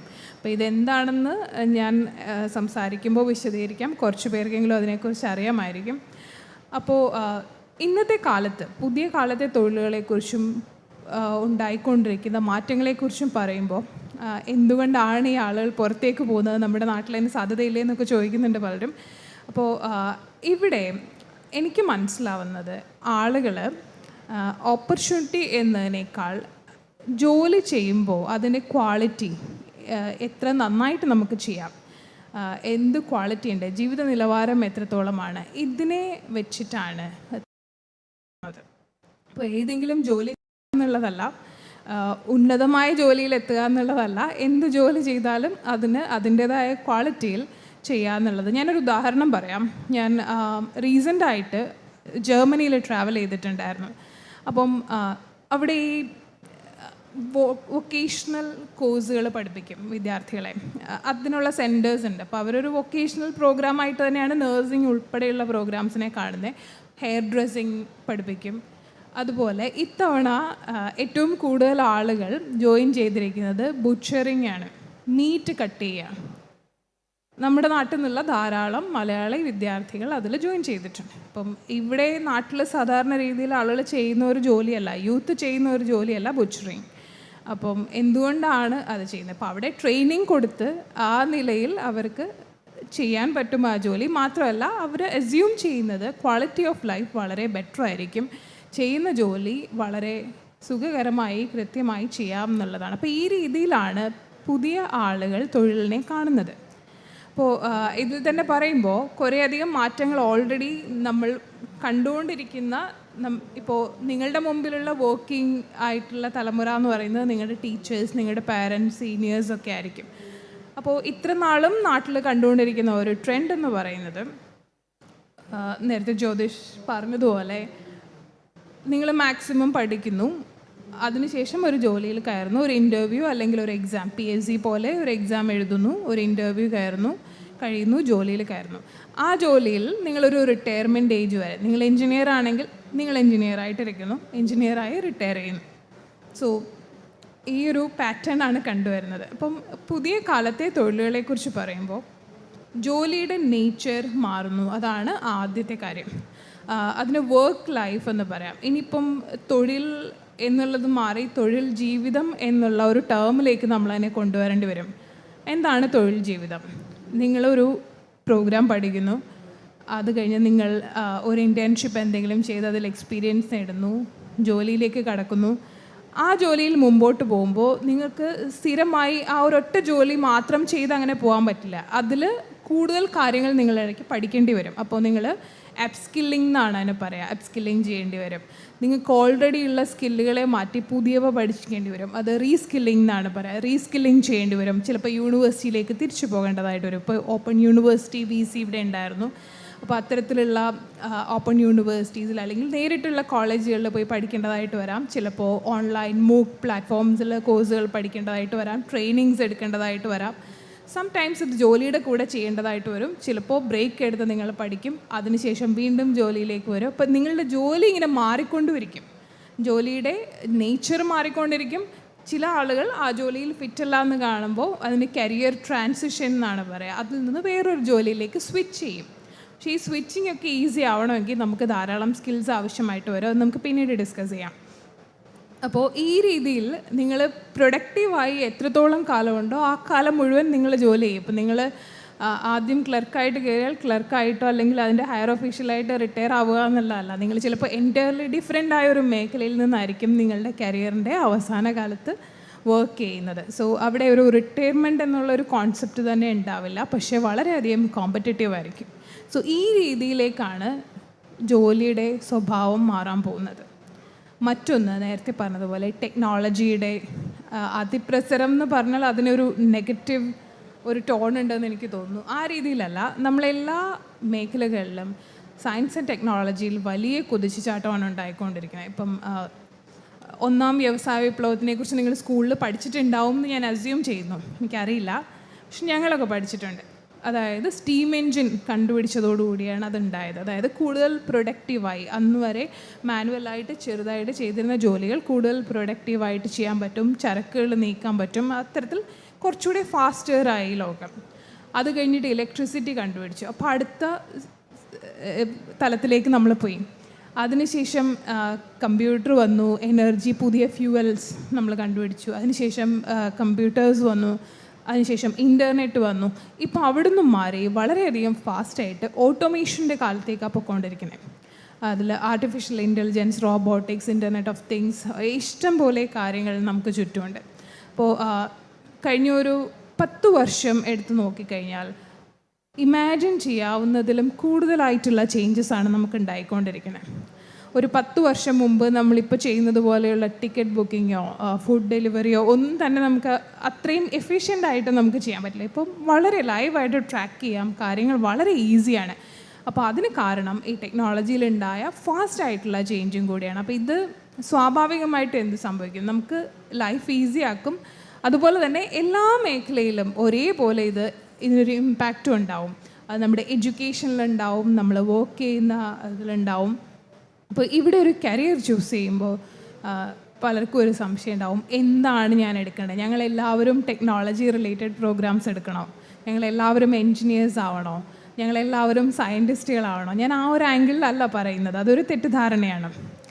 അപ്പോൾ നമ്മൾ ഈ ഒരു സിറ്റുവേഷനിൽ നിൽക്കുമ്പോൾ എല്ലാ മേഖലകളിലും ഇതിൻ്റെ ഒരു സാധ്യതകളുണ്ട്. അപ്പം നമ്മൾ ഏത് മേഖലയിൽ പഠിച്ചാലും, ഏത് മേഖലയിൽ ഒരു കരിയർ സ്റ്റാർട്ട് ചെയ്താലും അവിടെ ടെക്നോളജി എന്ത് മാറ്റങ്ങളാണ് കൊണ്ടുവരുന്നതെന്ന് കൃത്യമായി നമ്മൾ അറിഞ്ഞിരിക്കണം. ഇതാണ് വേണ്ടത്. അതനുസരിച്ച് നമ്മൾ അപ്ഡേറ്റഡ് ആയിരിക്കണം. For example, if you are A doctor, നിങ്ങളൊരു MBBS കഴിഞ്ഞു, നിങ്ങളൊരു ഒഫ്താൽമോളജി ഐ സ്പെഷ്യലിസ്റ്റായിട്ട് മാറുകയാണെന്ന് വെച്ചു. ഇവിടെ എന്താണ് നമുക്ക് ചെയ്യാൻ പറ്റുക? നമുക്ക് ആ മേഖലയിൽ എന്തൊക്കെ മാറ്റങ്ങളാണ് AI കൊണ്ടുവരാൻ പോകുന്നത്? സർജിക്കൽ എക്യുപ്മെൻറ്റ്സ് ആണോ, അത് തനിയെ ചെയ്യുന്ന കാര്യങ്ങളാണോ, ഡിറ്റക്ഷനാണോ, ഐഡൻറ്റിഫിക്കേഷനാണോ, അതിൻ്റെ ക്യൂറാണോ, ട്രീറ്റ്മെൻറ്റ് സ്ട്രാറ്റജിയിലാണോ, എവിടെയാണ് ടെക്നോളജി കൊണ്ടുവരുന്നത്? അല്ലെങ്കിൽ മാറുന്ന ടെക്നോളജി നമുക്ക് യൂസ് ചെയ്യാൻ പറ്റുന്നത്, ഫോളോ ചെയ്യാൻ പറ്റുന്നത്? അങ്ങനെയുള്ള ഒരു ഡോക്ടർക്കേ ഭാവിയുള്ളൂ. അല്ലാത്ത ആളുടെ ജോലി ചിലപ്പോൾ ബുദ്ധിമുട്ടിലായേക്കാം. അവർക്ക് ആ സിറ്റുവേഷൻ അനുസരിച്ച് അപ്ഡേറ്റ് ചെയ്യാൻ പറ്റിയെന്ന് വരത്തില്ല. സോ ഈ വ്യത്യാസം എല്ലാ മേഖലകളിലും ഉണ്ട്. അപ്പോൾ ഈ ഒരു ഡിസ്കഷൻ വരുന്നത് എനിക്ക് തോന്നുന്നു കഴിഞ്ഞ 10 വർഷത്തിന് മേലെയായിട്ട് ജോലികളെ ഓട്ടോമേഷൻ എങ്ങനെ ബാധിക്കും എന്നുള്ള തരം ഡിസ്കഷൻസ് ലോകത്ത് നടക്കുന്നുണ്ട്. നമ്മൾ വളരെ ഒരു കഴിഞ്ഞ 2 വർഷമായിട്ടാണ് ഇവിടെ ഒരു ആക്റ്റീവ് ഡിസ്കഷൻ കേരളത്തിൽ നടക്കുന്നത്. അതിനു മുമ്പ് ലോകത്ത് കുറേ നാളുകളായിട്ട് നടക്കുന്നുണ്ട്. മാത്രമല്ല വളരെയധികം പഠനങ്ങളും ഈ മേഖലയിൽ വന്നിട്ടുണ്ട്. എന്തൊക്കെ ജോലികൾ ഇല്ലാതെയാവും, എന്തൊക്കെ ജോലികൾക്ക് മാറ്റം വരും, ഏതൊക്കെ ജോലികൾ പുതുതായിട്ടുണ്ടാവും. അപ്പോൾ പുതിയ ഒരു കാര്യം വരുമ്പോൾ അതനുസരിച്ചുള്ള കുറേ പുതിയ ജോലികളും ഉണ്ടാവുന്നുണ്ട്. സോ അപ്പോൾ ഇത്തരത്തിൽ റിസർച്ചുകൾ നടന്നിട്ടുണ്ട്, അതിനനുസരിച്ചുള്ള റിപ്പോർട്ടുകളും വന്നിട്ടുണ്ട്. എൻ്റെ ഓർമ്മയിൽ ശരിയാണെങ്കിൽ 2013 ഓക്സ്ഫോർഡ് മാർട്ടിൻ സ്കൂളിൻ്റെ ഒരു സ്റ്റഡി പബ്ലിഷ് ചെയ്തിരുന്നു. അത് കുറച്ച് പാനിക്കിംഗ് ആയിരുന്നു വെസ്റ്റേൺ വേൾഡിൽ. കാരണം അന്ന് അവർ പറഞ്ഞത് ലോകത്ത് US ബേസ്ഡ് ആയിരുന്നു ആ സ്റ്റഡി, പക്ഷേ നിലവിലുള്ള 47% ജോലികളും ഇല്ലാതെയാവും എന്ന് പറഞ്ഞു. That was so shocking. പല ആളുകൾ പലതരം ജോലികൾ ചെയ്യുന്നുണ്ടല്ലോ. ഉദാഹരണമായി ഡ്രൈവിങ് അല്ലെങ്കിൽ മാനുവലായിട്ട് ചെയ്യുന്ന കാര്യങ്ങൾ. അത് ഇപ്പോൾ ഡ്രൈവിംഗ് പറയുമ്പോൾ തന്നെ ഡ്രൈവർ വേണ്ടാത്ത കാറുകൾ ഓൾറെഡി വന്നു തുടങ്ങി. പക്ഷേ ഇതേ പാറ്റേൺ ആണ് പൈലറ്റിൻ്റെ ജോലിയും. അപ്പോൾ അത് എഫക്റ്റ് ചെയ്യുമെന്നാണ് ഇനീഷ്യലി പറഞ്ഞിരുന്നത്. അപ്പോൾ പിന്നീട് വീണ്ടും സ്റ്റഡികൾ വന്നു. അതിനുശേഷം വേൾഡ് എക്കണോമിക് ഫോറം എല്ലാം കൂടുതൽ സ്റ്റഡീസ് വന്നു. മക്കൻസി ഇൻസ്റ്റിറ്റ്യൂട്ട്സ് അവർ ഇതിനെക്കുറിച്ച് സ്റ്റഡീസ് പബ്ലിഷ് ചെയ്തു. അപ്പോൾ നിലവിൽ മനസ്സിലാവുന്നത് ചില ജോലികൾ തീർച്ചയായിട്ടും ഇല്ലാതെയാവും. പക്ഷെ നമ്മൾ പാനിക് ആവേണ്ട ഒരു ആവശ്യമൊന്നുമില്ല.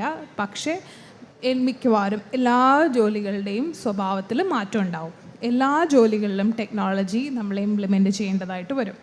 ഈ ജോലികളെല്ലാം ചെയ്യുന്ന ആളുകൾ സ്വാഭാവികമായിട്ടും അപ് ടു ഡേറ്റ് ആയിരിക്കേണ്ടി വരും അവരവരുടെ മേഖലയെക്കുറിച്ച്. അതായത് സ്ഥിരമായി പഠിക്കാൻ തയ്യാറുള്ള ആളുകൾക്കാണ് ഇനിയുള്ള ലോകം. അത് എല്ലാ കാലവും മാറ്റങ്ങൾ പഠിക്കണം, പുതിയ ടെക്നോളജി വരുന്നതനുസരിച്ച് പഠിക്കണം. അപ്പോൾ ആ രീതിയിൽ നമ്മൾ വളരെ ആ ലോകത്ത് മത്സരിച്ച് നിൽക്കാൻ നമുക്ക് കഴിയണം. സോ അപ്പം ഞാൻ ആദ്യം പറഞ്ഞതുപോലെ കുറേ ജോലികൾ നഷ്ടമാവുമെന്ന് പറഞ്ഞു. അത് തീർച്ചയായിട്ടും ഈ ഫാക്ടറി വർക്കുകൾ, മാനുവലായിട്ട് ചെയ്യുന്ന ജോലികൾ, മെയ്സണറി വർക്ക്, നമ്മൾ കെട്ടിട നിർമ്മാണമൊക്കെ ഇല്ലേ, അപ്പോൾ അത്തരം ജോലികളൊക്കെ സ്വാഭാവികമായിട്ടും റോബോട്ട്സ് ഏറ്റെടുക്കും. റോഡിൽ ചെയ്യുന്ന പണികൾ, ഫിസിക്കലായിട്ട് മാനുവലി ചെയ്യുന്ന ജോലികളെല്ലാം തന്നെ മാറും. മറ്റൊന്ന് ഈ അക്കൗണ്ടിങ് പോലത്തെ ജോലികളാണ്. അത്തരം ജോലികളിൽ ഭയങ്കരമായ മാറ്റം വരും. അഡ്മിൻ ജോലികൾ, ക്ലർക്ക്, അപ്പം ബാങ്കിലൊക്കെയുള്ള ടെല്ലേഴ്സ് ഉണ്ട്.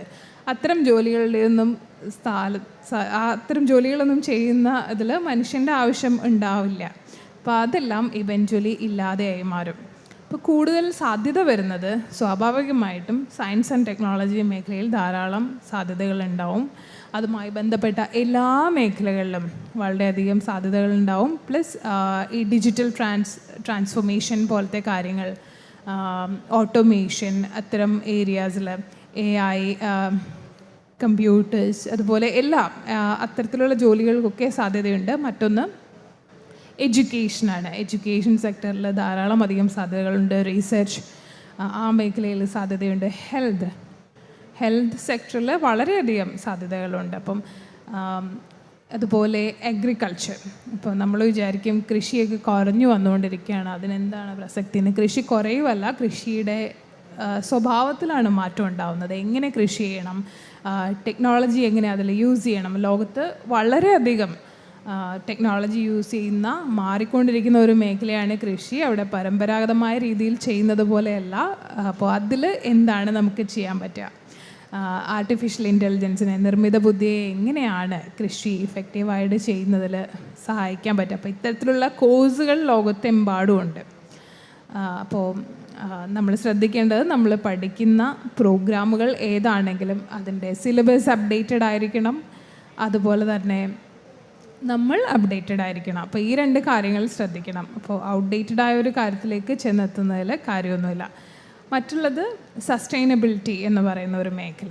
അതായത് നമുക്കറിയാം കാലാവസ്ഥാ വ്യതിയാനം ഉണ്ടാകുന്നുണ്ട്, പ്രകൃതിയിൽ ധാരാളം മാറ്റങ്ങൾ ഉണ്ടാകുന്നുണ്ട്. അപ്പം കുറച്ചും കൂടി സസ്റ്റൈനബിളായിട്ടുള്ള ഓപ്ഷൻസ് ചൂസ് ചെയ്യാനായിട്ട് നമ്മളെല്ലാവരും നിർബന്ധിതരാവുകയാണ്. അപ്പം അതിപ്പോൾ മൾട്ടിനാഷണൽ കമ്പനീസ് ആണെങ്കിലും കൃഷിയാണെങ്കിലും സിവിൽ എഞ്ചിനീയറിംഗ് ആണെങ്കിലും ബിൽഡിങ്സ് ഉണ്ടാക്കുന്നതിലാണെങ്കിലും ഫാഷൻ ഇൻഡസ്ട്രി ആണെങ്കിലും കൂടുതൽ സസ്റ്റൈനബിൾ ആയ രീതിയിൽ പോകാനാണ് താല്പര്യപ്പെടുന്നത്. അതുപോലെ എനർജി, എഫിഷ്യൻ്റ് ആയിട്ടുള്ള ഫ്യൂവൽസ്, ഇത്തരം മേഖലകളിലൊക്കെ എല്ലായിടത്തും അതിനെ സസ്റ്റൈനബിളായിട്ട് കൈകാര്യം ചെയ്യാനുള്ള തരം ഒരു മാറ്റം ഉണ്ടാവുന്നുണ്ട്. ആ രീതിയിൽ ലോകം അതിനെ തിരിച്ചറിയുന്നുണ്ട്.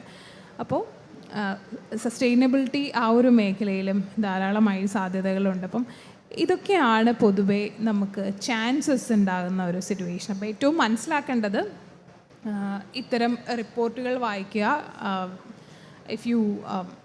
ഇവർ കോർഡിനേറ്റേഴ്സിനെ കണക്ട് ചെയ്താൽ I can share those reports, അതിൻ്റെ ലിങ്ക്സ് അത് ഫ്രീ ആയിട്ട് അവൈലബിൾ ആണ്. അപ്പോൾ അത് മനസ്സിലാക്കുക, വായിച്ച് എന്ത് തരത്തിലാണ് ലോകം മാറിക്കൊണ്ടിരിക്കുന്നത്, എന്തൊക്കെയാണ് സാധ്യതകൾ. അപ്പോൾ ഈ മേഖലകൾ, ഞാൻ പറഞ്ഞ മേഖലകളിലുള്ള സാധ്യതകൾ എന്തൊക്കെയാണെന്ന് എക്സ്പ്ലോർ ചെയ്യുക. പിന്നെ എവിടെയാണെങ്കിലും ഇപ്പം ലീഗൽ സെക്ടറിലേക്കാണ് നിങ്ങൾ പോകുന്നത്, നിങ്ങൾ ലോ ആണ് നിങ്ങൾക്ക് താല്പര്യം, അതിലും ഓട്ടോമേഷൻ ഉണ്ടാവുന്നുണ്ട് ഒരു പരിധി വരെ. നിലവിൽ നമ്മുടെ നാട്ടിൽ തന്നെ കോർട്ട് സംവിധാനങ്ങൾ പലതും ഈ പറഞ്ഞതുപോലെ ലീഗൽ സെഗ്മെൻറ്റിൽ പലയിടത്തും നിർമ്മിത ബുദ്ധിയെ യൂസ് ചെയ്യുന്നുണ്ട്. അപ്പോൾ ഇവൻച്വലി ചെറിയ ചെറിയ കേസുകൾ, അത് ഇപ്പം സിവിൽ കേസുകളൊക്കെ ആണെങ്കിൽ അത് സോർട്ട് ചെയ്യാനും ഫിൽട്ടർ ചെയ്യാനും ഒക്കെ ആയിട്ട് ചിലപ്പോൾ AI ജഡ്ജുകളൊക്കെ ഭാവിയിൽ വന്നേക്കാം. ഓൾറെഡി അത്തരം പരീക്ഷണങ്ങളൊക്കെ നടത്തിയിട്ടുണ്ട്. അതുപോലെ തന്നെ ക്രിയേറ്റീവായിട്ടുള്ള ഫീൽഡിൽ, ക്രിയേറ്റീവായിട്ടുള്ള മേഖലയിൽ നമുക്ക് ധാരാളം അധികം സാധ്യതകളുണ്ട്. പക്ഷേ അവിടെ നിർമ്മിത ബുദ്ധി ഉപയോഗിച്ചുകൊണ്ടുള്ള പ്രവർത്തനങ്ങൾ കൂടുതലായിട്ട് ചെയ്തു വരുന്നുണ്ട്. അപ്പം അത്തരം കാര്യങ്ങളെക്കുറിച്ചും അറിഞ്ഞിരിക്കണം. അത് പൂർണ്ണമായും ക്രിയേറ്റീവ് റൈറ്റിംഗ് ആണെങ്കിലും ഡിസൈൻ ആണെങ്കിലും പൂർണ്ണമായും AI ഏറ്റെടുക്കുമെന്ന് ഞാൻ പറയുന്നില്ല. പക്ഷേ തീർച്ചയായിട്ടും എങ്ങനെയാണ് ഇത്തരം ടെക്നോളജി യൂസ് ചെയ്തുകൊണ്ട് ആ ഫീൽഡിൽ വർക്ക് ചെയ്യുക എന്നുള്ളത് നമ്മൾ അറിഞ്ഞിരിക്കണം. That is so important. പിന്നെയുള്ളത് ഈ ഒരു മേഖലയിൽ ഇനിയും നിങ്ങളിപ്പോൾ ഒരു പുതിയതിലേക്ക് വരുമ്പോൾ നിങ്ങൾ എങ്ങനെയാണ് കരിയറിനെ പ്ലാൻ ചെയ്യേണ്ടത് എന്നുള്ളതാണ് മറ്റൊരു ഇമ്പോർട്ടൻ്റ് ആയിട്ടുള്ള കാര്യം. അപ്പോൾ ചില ആളുകൾ ചോദിക്കും ഞങ്ങൾ എന്ത് കോഴ്സാണ് ഇതിനു വേണ്ടി പഠിക്കേണ്ടത്. അപ്പം ഞാൻ ആദ്യം പറഞ്ഞതുപോലെ നിങ്ങൾ പഠിക്കുന്ന സ്ഥാപനം ഏതാണെന്ന് ചെക്ക് ചെയ്യാം. റെപ്യൂട്ടഡ് ആയിട്ടുള്ള നമ്മുടെ മാർക്ക്, നമ്മുടെ ഫിനാൻഷ്യൽ സിറ്റുവേഷനൊക്കെ അനുസരിച്ച് നമുക്ക് പറ്റുന്നതിൽ ബെസ്റ്റ് ആയിട്ടുള്ള ഇൻസ്റ്റിറ്റ്യൂട്ടിൽ പോവുക. അവിടുത്തെ സിലബസ് എന്താണെന്നതിനെക്കുറിച്ച് കൃത്യമായി അറിഞ്ഞിരിക്കണം. ഈ പറഞ്ഞതുപോലെ ഇനിയുള്ള കാലത്തേക്ക് വേണ്ടി ഡിസൈൻ ചെയ്തതാണോ, അത്തരം കാര്യങ്ങൾ അറിഞ്ഞിരിക്കണം. അപ്പോൾ പുറത്തേക്ക് പോകണോ വേണ്ടയോ എന്നുള്ള ചോദ്യങ്ങളുണ്ടാവും. പുറത്തേക്ക് പോകാൻ പറ്റുന്നവർ പുറത്തേക്ക് പോയി പഠിക്കുക. So you get more exposure. അപ്പോൾ നമ്മൾ ഒരു കോഴ്സിന് പോയി ജോയിൻ ചെയ്യുമ്പം തീർച്ചയായിട്ടും ആ സ്ഥാപനത്തിൻ്റെ ഒരു റെപ്യൂട്ടേഷൻ നമ്മളെ ഹെൽപ്പ് ചെയ്യും. അതുപോലെ തന്നെ നമുക്ക് ചുറ്റുമുള്ള പിയർ ഗ്രൂപ്പ് ഏതാണ് എന്നുള്ളത് നമുക്ക് വളരെ ഇമ്പോർട്ടൻ്റ് ആയിട്ടുള്ള കാര്യമാണ്. അപ്പം ഈ പുതിയ കാലത്തെ തൊഴിലുകളെക്കുറിച്ച് പറയുമ്പോൾ നെറ്റ്വർക്കിങ്ങിനെക്കുറിച്ച് ഓൾറെഡി സൂചിപ്പിച്ചിട്ടുണ്ടായിരുന്നു. അപ്പം അതും പറയണം. അപ്പം നമുക്ക് ചുറ്റും ആരാണ്, നമുക്ക് ഏറ്റവും അടുത്ത് കണക്ട് ചെയ്യാൻ പറ്റുന്നത് ആരാണ് പ്രൊഫഷണലി എന്നുള്ളത് വളരെ ഇമ്പോർട്ടൻ്റ് ആയിട്ടുള്ള ഒരു കാര്യം കൂടിയാണ്. അപ്പോൾ അതും ശ്രദ്ധിക്കണം. കാരണം ഇനിയിപ്പോൾ ഞാൻ നേരത്തെ പറഞ്ഞതുപോലെ ഒരു ടെസ്റ്റ് എഴുതി പോകുന്ന രീതിക്ക് അപ്പുറത്തേക്കും ഇപ്പം തന്നെ റെഫറൽ സംവിധാനങ്ങൾ ഉണ്ടായിക്കൊണ്ടിരിക്കുകയാണ്. നിങ്ങൾക്കിപ്പോൾ ഒരു തൊഴിലിനെക്കുറിച്ച് അറിയണമെങ്കിൽ ഏറ്റവും ബെസ്റ്റായിട്ടുള്ള കാര്യം, നിങ്ങൾക്ക് അറിയുന്ന ഒരാൾ ആ ജോലിയിലുണ്ടെങ്കിൽ അവർ നിങ്ങളെ അതിൽ ഹെൽപ്പ് ചെയ്യും. ഫോർ എക്സാമ്പിൾ, നിങ്ങളുടെ ഒരു സുഹൃത്ത്, ഒരു അങ്കിൾ മേ ബി, അല്ലെങ്കിൽ ആരെങ്കിലും ഒരാൾ ഒരു ലീഗൽ സെക്ടറിൽ അല്ലെങ്കിൽ ഒരു വളരെ സക്സസ്ഫുൾ ആയിട്ടുള്ള ഒരു അഡ്വക്കേറ്റ് ആണെന്ന് വെക്കാം. അപ്പോൾ നിങ്ങൾക്ക് ആ മേഖലയിലേക്ക് വരണമെങ്കിൽ ഏറ്റവും കൂടുതൽ നിങ്ങളെ ഹെൽപ്പ് ചെയ്യാൻ ഒരു പക്ഷേ മെൻറ്റർ ചെയ്യാനും സാധിക്കുന്നത് ആ വ്യക്തിയായിരിക്കും. അപ്പോൾ ഇത്തരത്തിലൊരു ഓർഗാനിക് കണക്ഷൻ എല്ലാ ആളുകൾക്കും ഉണ്ടായിക്കൊള്ളണം എന്നില്ല. അപ്പോൾ നമ്മൾ എന്ത് ചെയ്യണം? നമ്മളത് കൃത്രിമമായിട്ട് ഉണ്ടാക്കിയെടുക്കണം.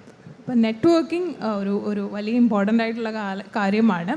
അപ്പോൾ ഞാൻ പറയാൻ പോകുന്നത് കുറച്ച് സ്കിൽസിനെ കുറിച്ചാണ്. നിങ്ങൾക്ക് എന്ത് തരം സ്കിൽസാണ് നിങ്ങൾക്ക് ഇനിയും നിങ്ങളുടെ അടുത്തൊരു കരിയർ അഡ്വാൻസ് ചെയ്യുന്നതനുസരിച്ച് നിങ്ങൾക്ക് വേണ്ടി വരിക. അപ്പോൾ കുറേ ട്രാൻസ്ഫറബിൾ സ്കിൽസ് ഉണ്ട്, കുറേ ടെക്നിക്കൽ സ്കിൽസ് ഉണ്ട്. അല്ലെങ്കിൽ ടെക്നിക്കൽ സ്കിൽസ് എന്ന് പറഞ്ഞാൽ ഡെഫിനറ്റ്ലി നിങ്ങൾ ഏത് മേഖലയിലാണ് വർക്ക് ചെയ്യാൻ പോകുന്നത് ആ മേഖലയെ കുറിച്ച് നിങ്ങൾക്ക് കൃത്യമായിട്ട് അറിയാമോ, അതിലാവശ്യമായ കുറേ സ്കിൽസാണ്. ഇപ്പോൾ സംടൈംസ് അത് ലാംഗ്വേജ് ഉണ്ടാവാം, ടെക്നിക്കലായിട്ടുള്ള കാര്യങ്ങളായിട്ടുണ്ടാവാം. ഇപ്പം നിങ്ങൾ ഇപ്പം ഡേറ്റ ആ ഒരു മേഖലയിലാണെങ്കിൽ നിങ്ങൾക്ക് അതിൽ എത്രത്തോളം നിങ്ങൾ എക്യുപ്ഡ് ആണ്. അപ്പം നിങ്ങൾക്ക് അതിൽ ചെയ്യാൻ പറ്റുന്നത് നല്ല ട്രെയിനിങ് എടുക്കുക, നല്ല പ്രോഗ്രാംസ് കോഴ്സുകൾ ചെയ്യുക, സർട്ടിഫിക്കേഷൻസ് ചെയ്യുക. അപ്പോൾ ഇത്തരം കാര്യങ്ങളാണ് ചെയ്യാൻ പറ്റുക. ട്രാൻസ്ഫറബിൾ സ്കിൽസ് എന്ന് പറഞ്ഞാൽ നിങ്ങൾക്ക് ഈ ജോലിയിലെന്നല്ല ഏത് ജോലിയിലും, അതായത് മറ്റൊരു കരിയർ ട്രാൻസിഷനിലേക്ക് വരുമ്പോൾ പോലും എല്ലായിടത്തും നിങ്ങൾക്ക് ഒരുപോലെ യൂസ്ഫുൾ ആയിരിക്കുന്ന കുറേ കാര്യങ്ങളാണ്. അതിലൊന്നാണ് കമ്മ്യൂണിക്കേഷൻ. അപ്പോൾ ഡെഫിനറ്റ്ലി അത് കൃത്യമായി അറിഞ്ഞിരിക്കണം. മറ്റൊന്നാണ് ഞാൻ നേരത്തെ പറഞ്ഞ നെറ്റ്വർക്കിംഗ് എന്ന് പറയുന്നത്. എങ്ങനെയാണ് നല്ല നെറ്റ്വർക്കുകൾ ഉണ്ടാക്കാൻ പറ്റുക, അപ്പോൾ അത് പേർപ്പസ്ഫുള്ളി ചെയ്യുക. അപ്പോൾ അതിൽ നിങ്ങൾ ലിങ്ക്ഡിൻ പോലെയുള്ള സൈറ്റുകൾ നിങ്ങൾ പരിചയമുണ്ടോ? ഓൾറെഡി പ്രസൻസ് ഉണ്ടോ? നിങ്ങൾക്ക് അക്കൗണ്ട്സും കാര്യങ്ങളും ഉണ്ടോ? ഒന്ന് പറയാമോ? ഒന്ന് ഹാൻഡ് റൈസ് ചെയ്യാമോ? എത്ര പേർക്ക് ലിങ്ക്ഡിൻ അക്കൗണ്ട് ഉണ്ട്? 3 കൈകൾ ഞാൻ കണ്ടു, ബാക്കി എനിക്കറിയില്ല. കേട്ടിട്ടുണ്ടോ? എത്ര പേര് കേട്ടിട്ടുണ്ട്? Okay, many of you. So നമ്മൾ ഫേസ്ബുക്ക്, ഇൻസ്റ്റഗ്രാമൊക്കെ അറിയില്ലേ? മിക്കവാറും എല്ലാവർക്കും ഒരു ഇൻസ്റ്റ അക്കൗണ്ട് ഉണ്ടാവും. അപ്പം ഞാൻ ഇൻസ്റ്റഗ്രാമിനെ കുറ്റം പറഞ്ഞ് തുടങ്ങിയതല്ല. അവിടെ എന്താ ചെയ്യുന്നത്? നമ്മൾ ആളുകളുമായിട്ട് കണക്ട് ചെയ്യുന്നു, പരിചയപ്പെടുന്നു, അല്ലേ? നമ്മുടെ ഐഡിയാസ് ഷെയർ ചെയ്യുന്നു, നമുക്ക് എഴുതാനുള്ളത്, പറയാനുള്ളത്, വീഡിയോസൊക്കെ ഷെയർ ചെയ്യുന്നു, മെസ്സേജ് ചെയ്യുന്നു. അപ്പോൾ ഇതൊക്കെ പ്രൊഫഷണലായിട്ടുള്ള ഒരു കമ്മ്യൂണിറ്റിയിൽ ചെയ്താൽ എങ്ങനെ ഇരിക്കും? അതാണ് ലിങ്ക്ഡിൻ പോലെയുള്ള പ്രൊഫഷണൽ നെറ്റ്വർക്കിംഗ് സൈറ്റുകൾ ഉദ്ദേശിക്കുന്നത്. അവിടെ പ്രൊഫഷണൽ ആയിട്ടുള്ള കമ്മ്യൂണിക്കേഷനാണ്, നിങ്ങൾക്ക് പ്രൊഫഷണൽസിനെ കണക്ട് ചെയ്യുക. അപ്പോൾ ലിങ്ക്ഡിന് ഞാനൊരു ഉദാഹരണം പറഞ്ഞേ ഉള്ളൂ, ധാരാളം സൈറ്റുകൾ അവിടെയുണ്ട്. LinkedIn is the most popular one may be. അപ്പം ഇവിടെ എന്ത് ചെയ്യാം? നിങ്ങൾക്ക് താല്പര്യമുള്ള ഒരു മേഖല, അപ്പം നിങ്ങൾക്കൊരു ആർട്ടിഫിഷ്യൽ ഇൻ്റലിജൻസിൽ നിങ്ങൾക്ക് ആ മേഖല പഠിക്കണം, നിങ്ങൾക്ക് റിസർച്ച് ചെയ്യണം. നിങ്ങൾ എന്ത് ചെയ്യും? നിങ്ങൾക്ക് ലിങ്ക്ഡിനിൽ പോയാൽ ആ മേഖലയിൽ വർക്ക് ചെയ്യുന്ന ആളുകളെ നിങ്ങൾക്ക് കണക്ട് ചെയ്യാൻ പറ്റും. നിങ്ങൾക്ക് ഫസ്റ്റ് ഹാൻഡ് ഇൻഫർമേഷനാണ് അവരുമായി കണക്ട് ചെയ്യുന്നതിൽ നിന്നും കിട്ടുക. അപ്പോൾ പരിചയപ്പെടാം, കാര്യങ്ങൾ വായിക്കാം, അതിൽ ധാരാളം ആർട്ടിക്കിൾസ് ഉണ്ടാവും. അതുപോലെ നിങ്ങളുടെ ഒരു പ്രൊഫൈൽ ഉണ്ടാക്കി വെക്കുമ്പോൾ ലിങ്ക്ഡിനിൽ അത് ആസെറ്റ് നിങ്ങളുടെ ഒരു റെസ്യൂമേ ആയിട്ടാണ് ആക്ട് ചെയ്യുന്നത്. അപ്പോൾ നിങ്ങളുടെ എല്ലാ എക്സ്പീരിയൻസുകൾ, നിങ്ങൾ എന്ത് പഠിച്ചിട്ടുണ്ട്, നിങ്ങളുടെ ഇൻട്രസ്റ്റ്, നിങ്ങൾ എഴുതിയിട്ടുള്ളത്, നിങ്ങളുടെ റിസർച്ച് പേപ്പേഴ്സ് എല്ലാം നിങ്ങൾക്ക് അതിനകത്ത് ഷെയർ ചെയ്യാവുന്നതാണ്. സോ അപ്പോൾ നിങ്ങളുടെ പ്രൊഫൈൽ കാണുന്ന ഒരാൾക്ക് ഒരു റിക്രൂട്ടേഴ്സും ലിങ്ക്ഡിനിലുണ്ടാവും. അപ്പം കാണുന്ന ഒരാൾക്ക് നിങ്ങളുടെ ഹോൾ റെസ്യൂമേ വായിക്കുന്നത് പോലെ ആയിരിക്കും. പക്ഷേ കുറച്ച് കാര്യങ്ങൾ നമ്മൾ ശ്രദ്ധിക്കണം. നമ്മൾ ഡിജിറ്റൽ പ്ലാറ്റ്ഫോമിൽ കാര്യങ്ങൾ ഷെയർ ചെയ്യുമ്പോഴും അത് കൈകാര്യം ചെയ്യുമ്പോഴും. So this is so important. പുതിയ കാലത്തെ ജോലികൾ അല്ലെങ്കിൽ കരിയർ എന്നുള്ളത് ഫോക്കസ് ചെയ്യുമ്പം ഡിജിറ്റൽ സ്പേസിൽ നിങ്ങൾ എങ്ങനെയാണ് ബിഹേവ് ചെയ്യുന്നത് എന്നുള്ളത് വളരെ ഇമ്പോർട്ടൻ്റായ കാര്യമാണ്. Actually it is A skill. നിങ്ങളൊരു അക്കൗണ്ട് ഉണ്ടാക്കുമ്പോൾ ഡെഫിനറ്റ്ലി അത് കുറച്ചൊരു ഒറിജിനൽ ആണെന്നും അതിനൊരു ഓതൻറ്റിസിറ്റി ഫീൽ ചെയ്യുകയും വേണം അല്ലേ. അപ്പോൾ definitely there should be A profile picture.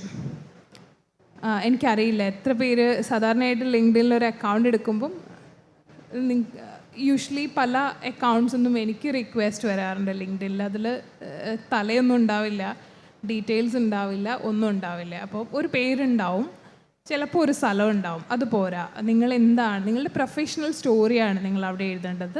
അതിൽ ഫോട്ടോസ് ഉണ്ടാവും, നിങ്ങളുടെ ഒരു പ്രൊഫൈൽ പിക്ചർ ഉണ്ടാവണം. It should B professional head shot.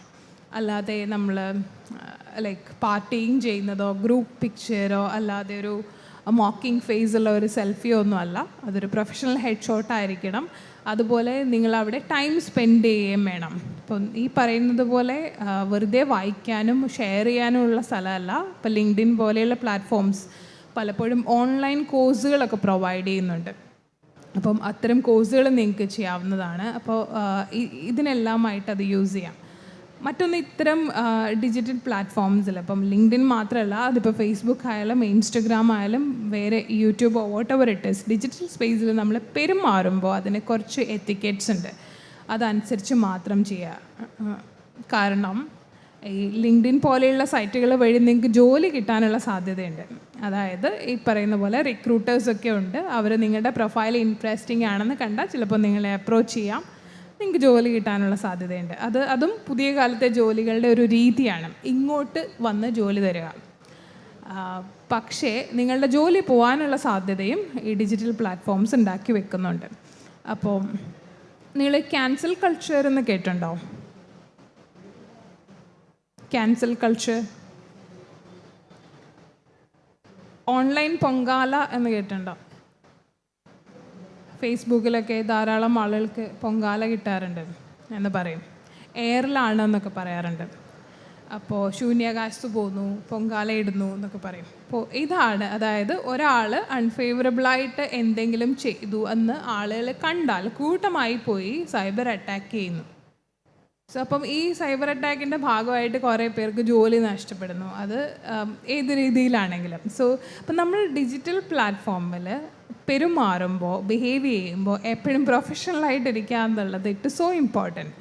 കാരണം ഇനിയിപ്പം നിങ്ങളൊരു ജോലിയിലേക്കൊക്കെ വരുമ്പോൾ തീർച്ചയായിട്ടും നിങ്ങളൊരു ആപ്ലിക്കേഷൻ ഫോർവേഡ് ചെയ്യുമ്പോൾ, ഇപ്പം ഇത്തരത്തിലുള്ള സ്റ്റഡീസും നടന്നിട്ടുണ്ട്. അപ്പോൾ അത് പറയുന്നത് 70% റിക്രൂട്ടേഴ്സ് അവരുടെ ജോലിക്ക് വേണ്ടിയിട്ട് ആളുകൾ ആപ്ലിക്കേഷൻ ഇത് ചെയ്യുമ്പോൾ, റെസ്യൂമേ സെൻഡ് ചെയ്യുമ്പോൾ അവരുടെ സോഷ്യൽ മീഡിയ അക്കൗണ്ട്സ് പോയി പരിശോധിക്കും എന്നാണ്.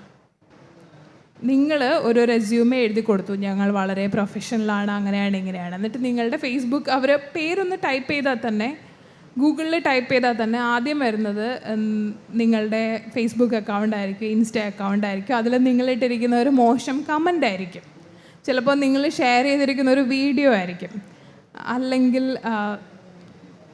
നിങ്ങൾ ലൈക്ക് ചെയ്തിരിക്കുന്ന ഒരു പോസ്റ്റുകളായിരിക്കും. അപ്പോൾ ഇത്തരം കാര്യങ്ങളിലെ എങ്ങനെയാണ് നിങ്ങളുടെ റിക്രൂട്ടറെ ബാധിക്കുന്നതെന്ന് നിങ്ങൾക്ക് തോന്നിയേക്കാം. പക്ഷേ നിങ്ങളുടെ എംപ്ലോയർ നിങ്ങൾ പ്രൊഫഷണലായിട്ടുള്ള ആളാണോ, നിങ്ങൾ റെസ്യൂമിൽ പറഞ്ഞിരിക്കുന്നത് ശരിയായ കാര്യങ്ങളാണോ, നിങ്ങൾ എത്രത്തോളം ഡിസിപ്ലിനുള്ള ആളാണ്, അപ്പോൾ ഇത്തരം കാര്യങ്ങളാണ് അവർക്കറിയേണ്ടത്. അപ്പോൾ അവർ വന്ന് നോക്കുമ്പോൾ നിങ്ങളൊരു റേസിസ്റ്റ് ആയിട്ടുള്ള ഒരു പോസ്റ്റ് ഷെയർ ചെയ്തിരിക്കുന്നതെന്ന് വെച്ചോളൂ, ഒരാളുടെ നിറത്തെയോ മറ്റെന്തെങ്കിലുമോ കളിയാക്കിക്കൊണ്ട്. അപ്പോൾ അത് കാണുമ്പോൾ തന്നെ it's a big no for them. നമ്മൾ കരുതുന്നത് പലപ്പോഴും ഇത് നമ്മളുടെ പേഴ്സണൽ സ്പേസ് ആണല്ലോ, നമുക്ക് അവിടെ നമ്മുടെ ഒപ്പീനിയൻ പറയാം, അതുമായിട്ട് നമ്മുടെ പ്രൊഫഷണൽ ഇതിന് വലിയ ബന്ധമൊന്നുമില്ല എന്നാണ് പല ആളുകളും ധരിക്കുന്നത്. But it's not like that. നിങ്ങൾ ഡിജിറ്റലി ആയിരിക്കുമ്പോൾ ദർ ഇസ് നോ പ്രൈവസി. അത് നിങ്ങളൊരു പേഴ്സണൽ ചാറ്റ് ആണെങ്കിൽ കൂടി ഇറ്റ് ഇസ് ദെയർ, നിങ്ങളുടെ digital footprint is there. അപ്പോൾ ഉറപ്പായിട്ടും അവിടെ ഒരു പ്രൈവസിയും ഇല്ല. It's a public space. Public സ്പേസിൽ ബിഹേവ് ചെയ്യുന്നത് പോലെ തന്നെ ബിഹേവ് ചെയ്യുന്നതാണ്. ഞാനത് ശരിയാണെന്ന് പറയുന്നില്ല, നിങ്ങളുടെ ഒരു പേഴ്സണൽ ഇതിൽ കയറിയിട്ട് അത് വെച്ച് നിങ്ങളെ ജഡ്ജ് ചെയ്യുക എന്നുള്ളത് ശരിയാണെന്ന് ഒരു അഭിപ്രായം ഞാൻ പറയുന്നില്ല. But this is how the world is evolving. അപ്പം എന്ന് വെച്ച് ഞാൻ നാളെ മുതൽ എല്ലാ ഡിജിറ്റൽ ഇതും അക്കൗണ്ട് പൂട്ടിക്കെട്ടാമെന്ന് വെച്ചാലും നിങ്ങളൊരു ഔട്ട്ഡേറ്റഡായ ആളാണെന്നുള്ള രീതിയിലായിരിക്കും ആ ഒരു ബിഹേവിയറും പ്രൊജക്റ്റ് ചെയ്യുന്നത്. So be there, behave professionally. ഇപ്പോൾ ചില കാര്യങ്ങൾ ഒഴിവാക്കണം. നമ്മൾ കരിയറിൽ പ്രത്യേകിച്ച് ഒരു ഇൻ്റർനാഷണൽ ലെവലിൽ കരിയർ ചൂസ് ചെയ്യാൻ ആഗ്രഹിക്കുന്ന ആളുകളാണെങ്കിൽ ചില കാര്യങ്ങൾ പബ്ലിക് പ്ലാറ്റ്ഫോംസിൽ ചെയ്യുന്നത് ഒഴിവാക്കുക. അതായത് മര്യാദയില്ലാത്ത രീതിയിൽ കമൻ്റ് ചെയ്യാം, ചീത്ത പറഞ്ഞുകൊണ്ട് എപ്പോഴും ഫോർമലായ രീതിയിൽ ഭാഷ ഉപയോഗിക്കാം. അത് നിങ്ങളുടെ ചോയ്സാണ്. ഞാനൊരു ടിപ്പ് പറയുന്നു എന്ന് മാത്രം. നിങ്ങൾ ഷെയർ ചെയ്യുന്നത് എന്താണോ അതാണ് നിങ്ങൾ. ഇപ്പം ഞാനിട്ട പോസ്റ്റല്ല, ഞാൻ ഷെയർ ചെയ്തതേ ഉള്ളൂ, ഞാൻ ലൈക്ക് ചെയ്തതേ ഉള്ളൂ എന്നൊക്കെ ചില ആളുകൾ പറയും. പക്ഷെ അത് നമ്മൾ ആ കാര്യവുമായി ശരിയാണെന്ന് നമ്മൾ വെക്കുന്നത് പോലെയാണ്.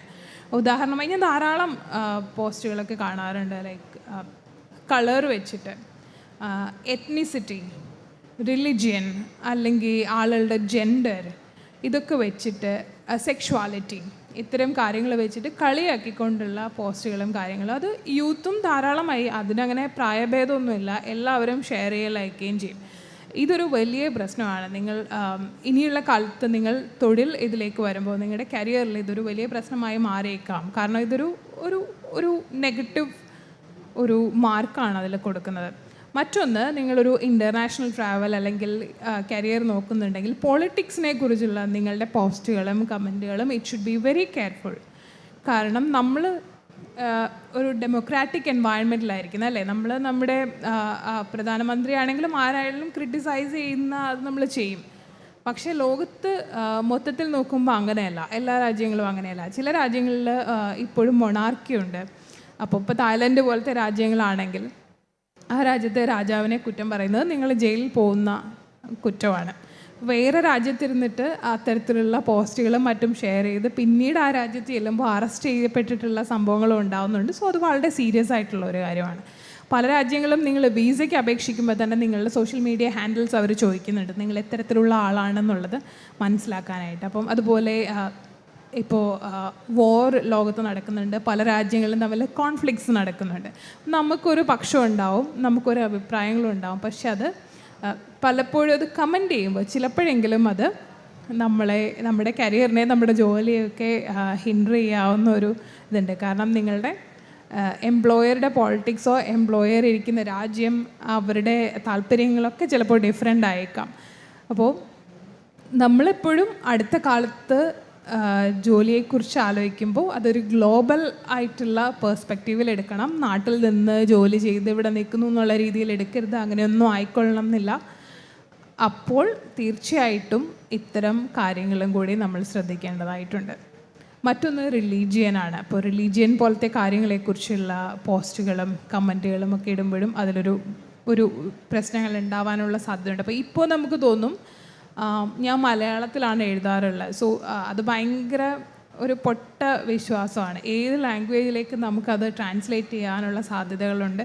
മാത്രമല്ല ഇനിയുള്ള കാലത്ത് അത് ചിലപ്പോൾ സ്ക്രീൻ ചെയ്യുന്നത് മനുഷ്യനായിക്കൊള്ളണം എന്നില്ല. നിങ്ങളുടെ പ്രൊഫൈലൊക്കെ സ്ക്രീൻ ചെയ്യുന്നത് അപ്പം ഫോർ AI അല്ലെങ്കിൽ അത്തരം ഇതിന് ആ ഒരു അൽഗോരിതം വെച്ചിട്ട് നിങ്ങളുടെ പ്രൊഫൈൽ സ്ക്രീൻ ചെയ്യുക എന്നുള്ളത് ഇറ്റ്സ് വെരി സിമ്പിൾ. അത്രയും ഈസിയുമായിരിക്കും. അപ്പം നമ്മൾ ഹൈഡ് ചെയ്ത് വെക്കുന്നു എന്നുള്ളതൊന്നും ഒരു കാര്യമൊന്നും ആയിക്കൊള്ളുന്നില്ല. സോ ഒരിക്കലും ഇനിയും വിചാരിക്കരുത് ദെയർ ഇസ് പ്രൈവസി ഡിജിറ്റൽ പ്ലാറ്റ്ഫോമിൽ. അങ്ങനെ ഇല്ല എന്ന് വിശ്വസിച്ച് തന്നെ പെരുമാറുക. പ്രത്യേകിച്ചും നിങ്ങളൊരു ഇൻ്റർനാഷണൽ കരിയർ നോക്കുമ്പോൾ. ഞാൻ നേരത്തെ പറഞ്ഞതുപോലെ നമ്മൾ ഇനിയുള്ള കാലത്ത് ആളുകൾ ധാരാളമായി യാത്ര ചെയ്യുന്നുണ്ട്, പുറത്ത് പഠിക്കാൻ പോകുന്നുണ്ട്. അപ്പോൾ ഇനിയും നിങ്ങൾ ഒരു കരിയർ എന്നുള്ള ആസ്പെക്റ്റ് നോക്കുമ്പോൾ ഉറപ്പായിട്ടും ഗ്ലോബലി എന്നുള്ള രീതിയിൽ വേണം. കാരണം അതിൻ്റെ ഒരു ഇനീഷ്യൽ ഇത് സ്റ്റാർട്ട് ചെയ്ത് കഴിഞ്ഞു. ഓൾറെഡി റിമോട്ട് വർക്കിംഗ് എല്ലാം ആയിട്ടുണ്ട്. കോവിഡ് സമയത്ത് നമുക്കറിയാം. സോ നിങ്ങൾക്ക് എവിടെ ഇരുന്ന് വേണമെങ്കിലും ലോകത്ത് ഏത് സ്ഥലത്തുള്ള കമ്പനിക്ക് വേണ്ടിയിട്ട് ഓർഗനൈസേഷന് വേണ്ടിയിട്ടും ജോലി ചെയ്യാം എന്നുള്ളൊരു സാഹചര്യം ഇനിയുണ്ട്. അപ്പോൾ അതിൽ തന്നെ കുറേ അധികം പ്രോസ് ആൻഡ് കോൺസ് ഉണ്ട്. ഇങ്ങനെ ജോലി ചെയ്താൽ നല്ലതാണോ, പ്രശ്നങ്ങളുണ്ടാവാം, ചില അഡ്വാൻറ്റേജസ് ഉണ്ട്. അപ്പോൾ ഇനിയുള്ള കാലത്ത് കൂടുതൽ ഹൈബ്രിഡ് ആയിരിക്കും ജോലി എന്ന് പറയുന്നത്. അപ്പോൾ അത്തരത്തിലുള്ള ചേഞ്ചസ് വരുന്നുണ്ട്. അതിന് നമ്മൾ എക്യുപ്ഡ് ആയിരിക്കണം.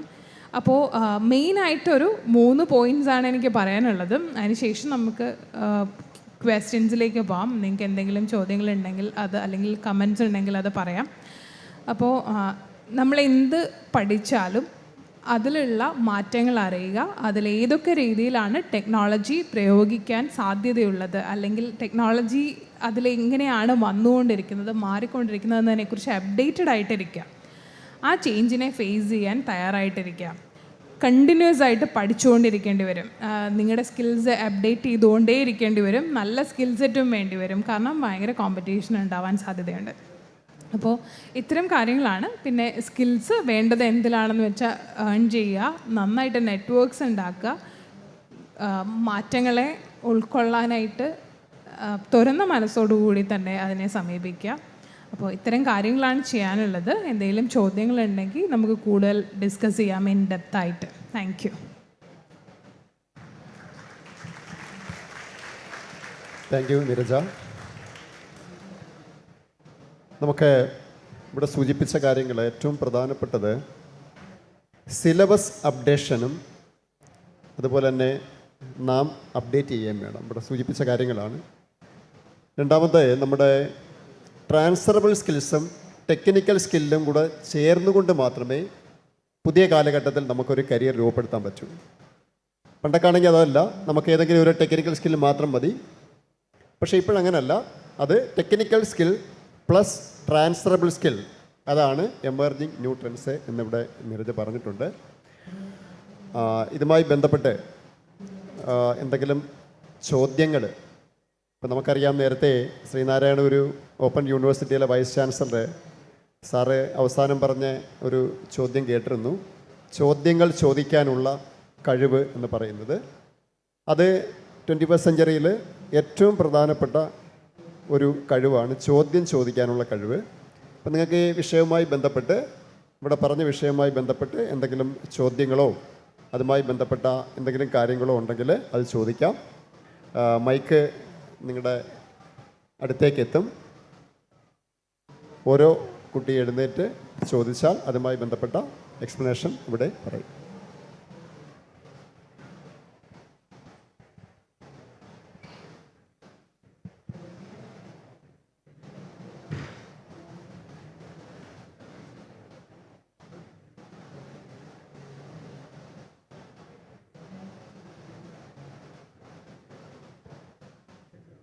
ഈ AI കാരണം പോസിറ്റീവായി എഫക്റ്റ് ചെയ്യുന്ന ജോലികളെ കുറിച്ചൊന്ന് പറയൂ. ധാരാളം. കാരണം AI അല്ലെങ്കിൽ ടെക്നോളജിയിൽ ഉണ്ടാകുന്ന പുതിയ മാറ്റങ്ങൾ കൊണ്ട് ആ മേഖലയിൽ കുറച്ച് പുതുതായിട്ടുള്ള ജോലി സാധ്യതകളും ഉണ്ടല്ലേ. ഇതിനൊക്കെ എൻജിനീയേഴ്സ് വേണം, ഇത് ഉണ്ടാക്കിയെടുക്കാനായിട്ട് വേണം, ഇതിൻ്റെ ഒരു ഡിജിറ്റൽ ട്രാൻസ്ഫോർമേഷൻ അത് ചെയ്യാൻ ആൾ വേണം, അപ്പോൾ ഡേറ്റ മാനേജ് ചെയ്യാനായിട്ടുള്ള ആളുകൾ വേണം. അപ്പോൾ അത്തരത്തിൽ പുതിയ ധാരാളം ജോലികൾ ഉണ്ടായി വരുന്നുണ്ട്. പിന്നെ നമ്മുടെ ജോലിയെ വേഗത്തിലാക്കുകയും എഫിഷ്യൻ്റ് ആക്കുകയും ചെയ്യുകയാണ് ചെയ്യുക. സോ അത്തരത്തിൽ നോക്കിയാൽ തീർച്ചയായിട്ടും പോസിറ്റീവായിട്ട് ഇൻഫ്ലുവൻസ് ചെയ്യുന്നുണ്ട്. അത് നമ്മൾ അപ്ഡേറ്റഡ് ആയിരിക്കണം എന്നുള്ളതാണ് അതിനകത്തെ പോയിൻ്റ് എന്നാണ് മനസ്സിലാക്കുന്നത്. I hope this is fine. കൂടുതൽ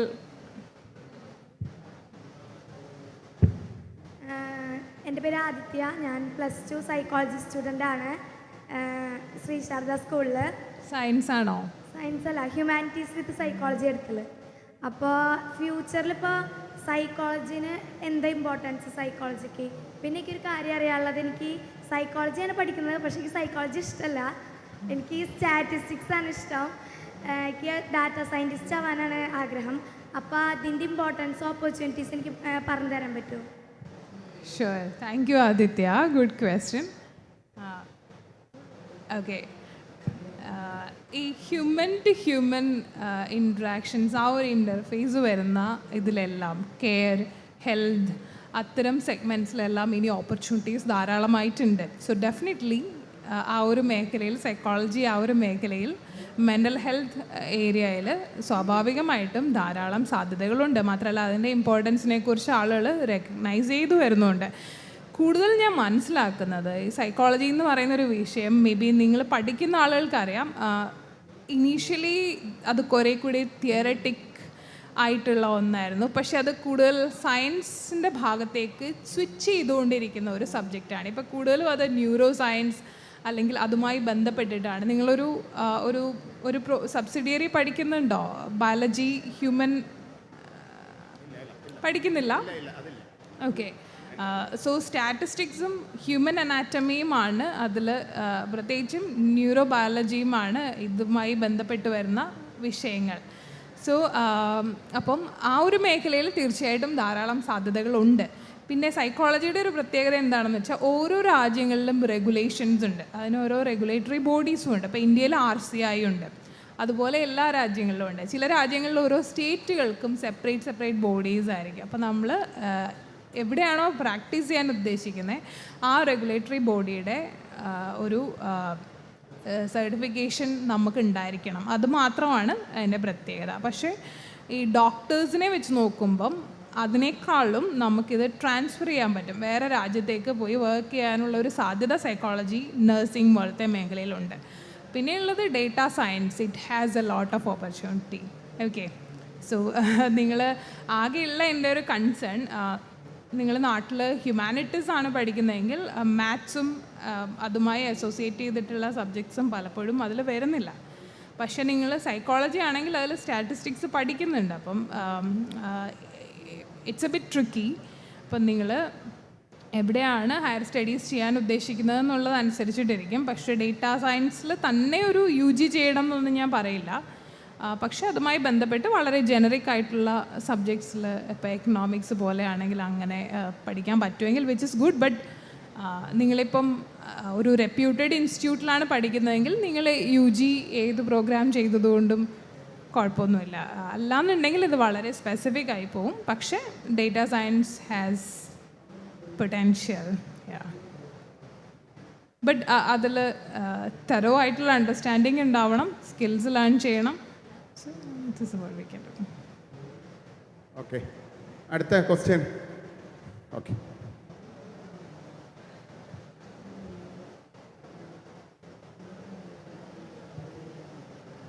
ഹലോ, എൻ്റെ പേര് അമൽകൃഷ്ണ, വരൂർ സ്കൂളിൽ നിന്നാട്ടോ വരുന്നത്. അപ്പോൾ ഈ MBBS കഴിഞ്ഞിട്ട് നമ്മൾ പിന്നെ ഈ സയൻറ്റിഫിക് പരമായിട്ട് വല്ല കോഴ്സുകളും അല്ല ടെക്നോളജി റിലേറ്റഡ് ആയിട്ടുള്ള എന്തെങ്കിലും ചെയ്യാൻ പറ്റുമോ? MBBS കഴിഞ്ഞിട്ടോ? അതിൽ ഈ AI-യും ഇതൊക്കെ ബാധിക്കുന്നുണ്ടോ?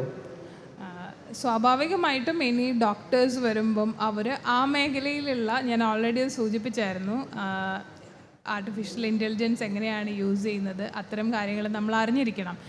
പക്ഷേ നിങ്ങൾക്ക് സ്വിച്ച് ചെയ്യാനായിട്ട് പറ്റും. നിങ്ങൾക്ക് ഇൻട്രസ്റ്റ് ഉണ്ടെങ്കിൽ നിങ്ങൾക്ക് കരിയർ സ്വിച്ച് ചെയ്യാം, അതനുസരിച്ചുള്ള കോഴ്സുകൾ ചെയ്യാം. അപ്പോൾ നിങ്ങൾ എവിടെ പോകുന്നു, നിങ്ങൾ പഠിക്കാൻ ഉദ്ദേശിക്കുന്ന പ്രോഗ്രാമിന് നിങ്ങളുടെ ഡിഗ്രി വാലിഡ് ആണോ, അവർ നിങ്ങളെ അക്സെപ്റ്റ് ചെയ്യുമോ എന്നുള്ളത് മാത്രം ചിന്തിച്ചാൽ മതി. അല്ലാതെ ഞാൻ നേരത്തെ പറഞ്ഞല്ലോ, നമ്മളിങ്ങനെ ഒരു കരിയർ ഇതെടുത്തിട്ട് അതിൽ തന്നെ ഇങ്ങനെ മുമ്പോട്ട് പോകുക എന്നുള്ള ഒരു ഇതൊന്നും ഇല്ല ഇനിയുള്ള കാലത്ത്. നിങ്ങൾക്ക് സ്വിച്ച് ചെയ്യാം.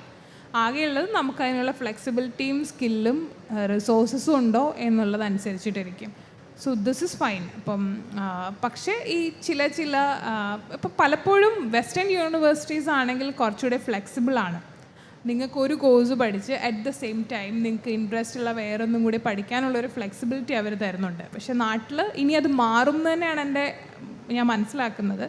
പൊതുവേ നമ്മളിപ്പോൾ ഇത് പഠിച്ചാൽ നിങ്ങളിത് മാത്രം പഠിച്ചാൽ മതി. ഓക്കെ, എനിക്ക് MBBS പഠിച്ചു, എനിക്ക് ആ കൂട്ടത്തിൽ മ്യൂസിക് കൂടി പഠിക്കണം, no, you are not allowed എന്നുള്ള ഒരു രീതി പലപ്പോഴും ഉണ്ട്. പക്ഷേ ഇനിയുള്ള കാലത്ത് അത് ഫ്ലെക്സിബിൾ ആയിരിക്കും. ആൻഡ് നിങ്ങൾക്ക് അതുമായി ബന്ധപ്പെട്ട് ടെക്നോളജിയും ആയി ചേരുന്ന കോഴ്സുകൾ, പ്രോഗ്രാംസൊക്കെ പഠിക്കുന്നതിനൊരു തടസ്സമൊന്നും ഉണ്ടെന്ന് എനിക്ക് തോന്നുന്നില്ല.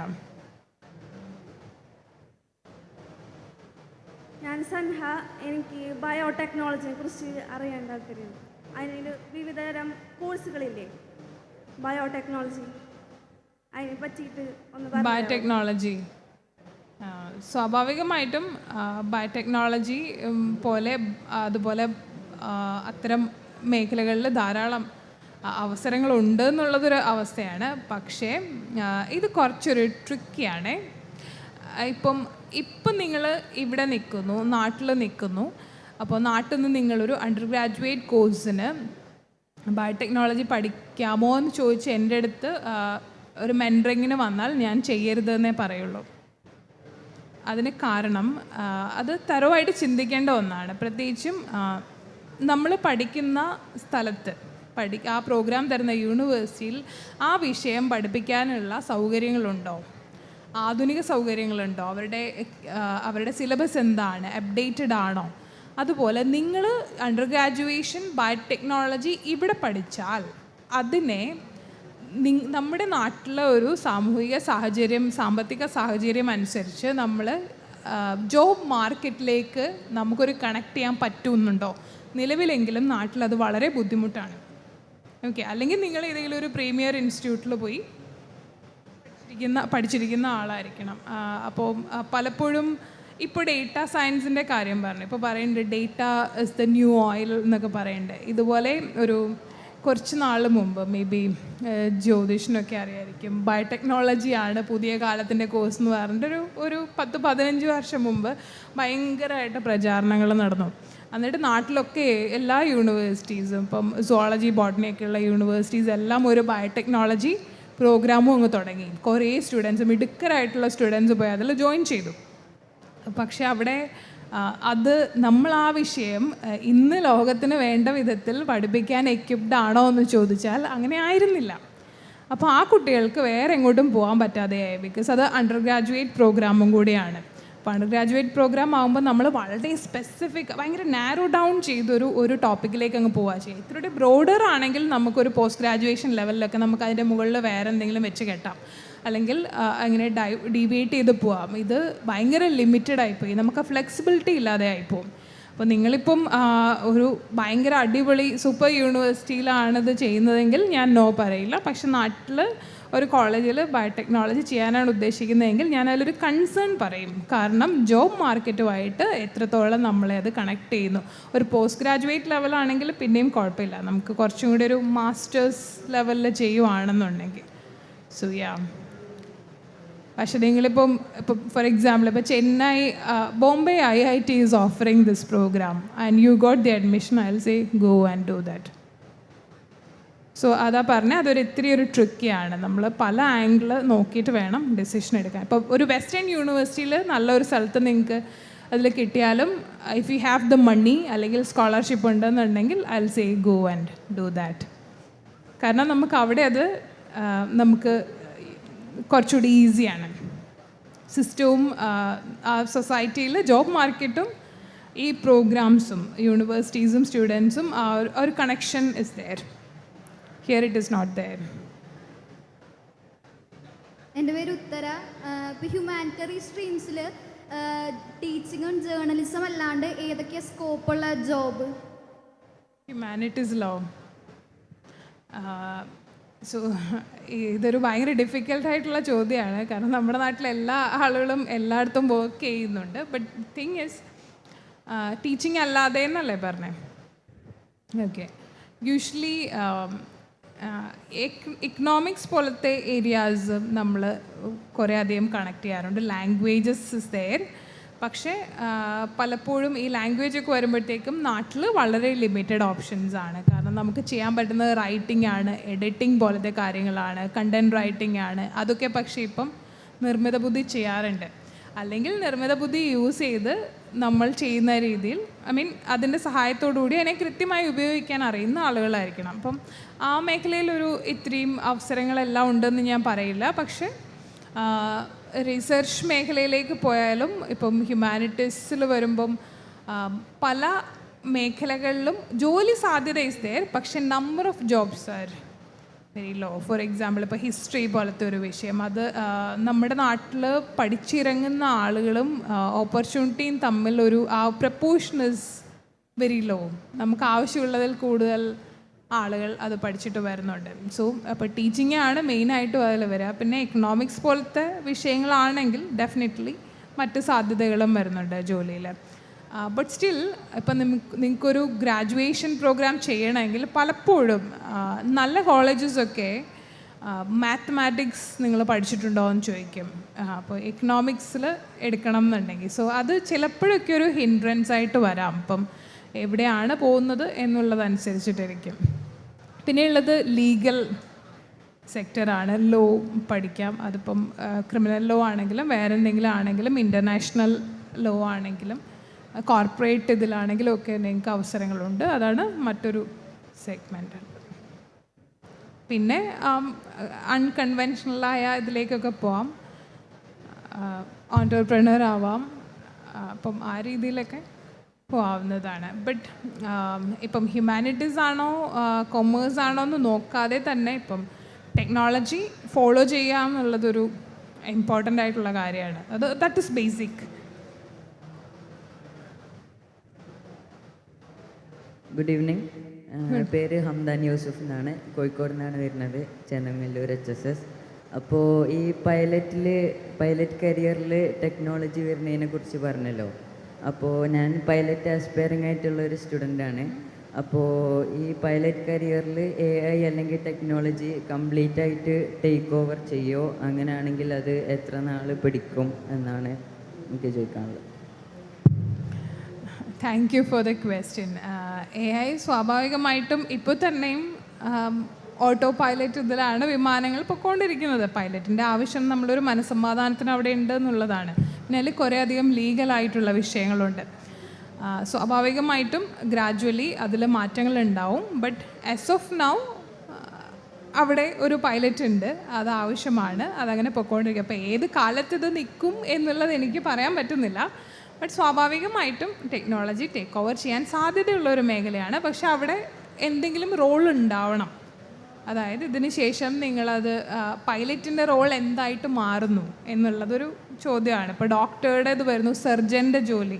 അപ്പോൾ സർജൻ്റെ ജോലി എന്താണ്? അല്ലെങ്കിൽ റേഡിയോളജിസ്റ്റ് എന്ന് പറഞ്ഞാൽ ഒരാൾക്ക് ഇപ്പം എന്തെങ്കിലും മലീഷ്യസ് ആയിട്ടുള്ള ഗ്രോത്ത് നമ്മുടെ ബോഡിയിലുണ്ടോ എന്ന് കണ്ടുപിടിക്കുന്നു, അത് പറയുന്നു. അപ്പോൾ ഇനി കണ്ടുപിടിക്കണമെങ്കിൽ AI മതി. അപ്പോൾ ഡോക്ടറുടെ റോൾ എന്താണ്? അത് ആ ഒരു ഇൻട്രാക്ഷൻ എന്നുള്ള രീതിയിലാണ്. അപ്പോൾ ആ രീതിയിലുള്ള മാറ്റങ്ങൾ വരുമായിരിക്കും എന്നാണ് പ്രതീക്ഷിക്കുന്നത്. പക്ഷേ സ്വാഭാവികമായിട്ടും ആ ജോലിയിലൊരു ഒരു പ്രശ്നം വന്നു കഴിഞ്ഞാൽ നമുക്ക് സ്വിച്ച് ചെയ്യാനായിട്ടുള്ള സ്കിൽസ് നമ്മൾ അക്വയർ ചെയ്തിരിക്കണം. അതൊന്ന് മാറാനാണെങ്കിലും ഇപ്പോൾ കൊറോണ സമയത്തൊക്കെ നമ്മളതിൻ്റെ ഡെമോ കണ്ടതാണ്. കുറേ പൈലറ്റ്സ് ഷെഫാവുന്നു. ഞാൻ ആ ഒരു രീതിയിലല്ല പറഞ്ഞത്. സ്വാഭാവികമായിട്ട് തീർച്ചയായിട്ടും ആ ജോലിയിൽ മാറ്റം ഉണ്ടാവും. അത് എന്ന് സംഭവിക്കും? അടുത്ത 10 വർഷത്തിൽ വരുമോ, 5 വർഷത്തിൽ വരുമോ, അതോ 20 വർഷത്തിൽ വരുമോ എന്ന് എനിക്ക് പറയാൻ പറ്റുന്നില്ല. കാരണം മാറ്റം ഇപ്പം ഉണ്ടാവുന്നത് നമ്മൾ പ്രതീക്ഷിക്കുന്നതിൽ വേഗത്തിൽ ചേഞ്ച് വരുന്നുണ്ട്. ഇപ്പം ഓൾറെഡി ഞാൻ പറഞ്ഞല്ലോ, 4.0 ഓൾറെഡി നമ്മൾ എത്തി. So yeah, it is fast.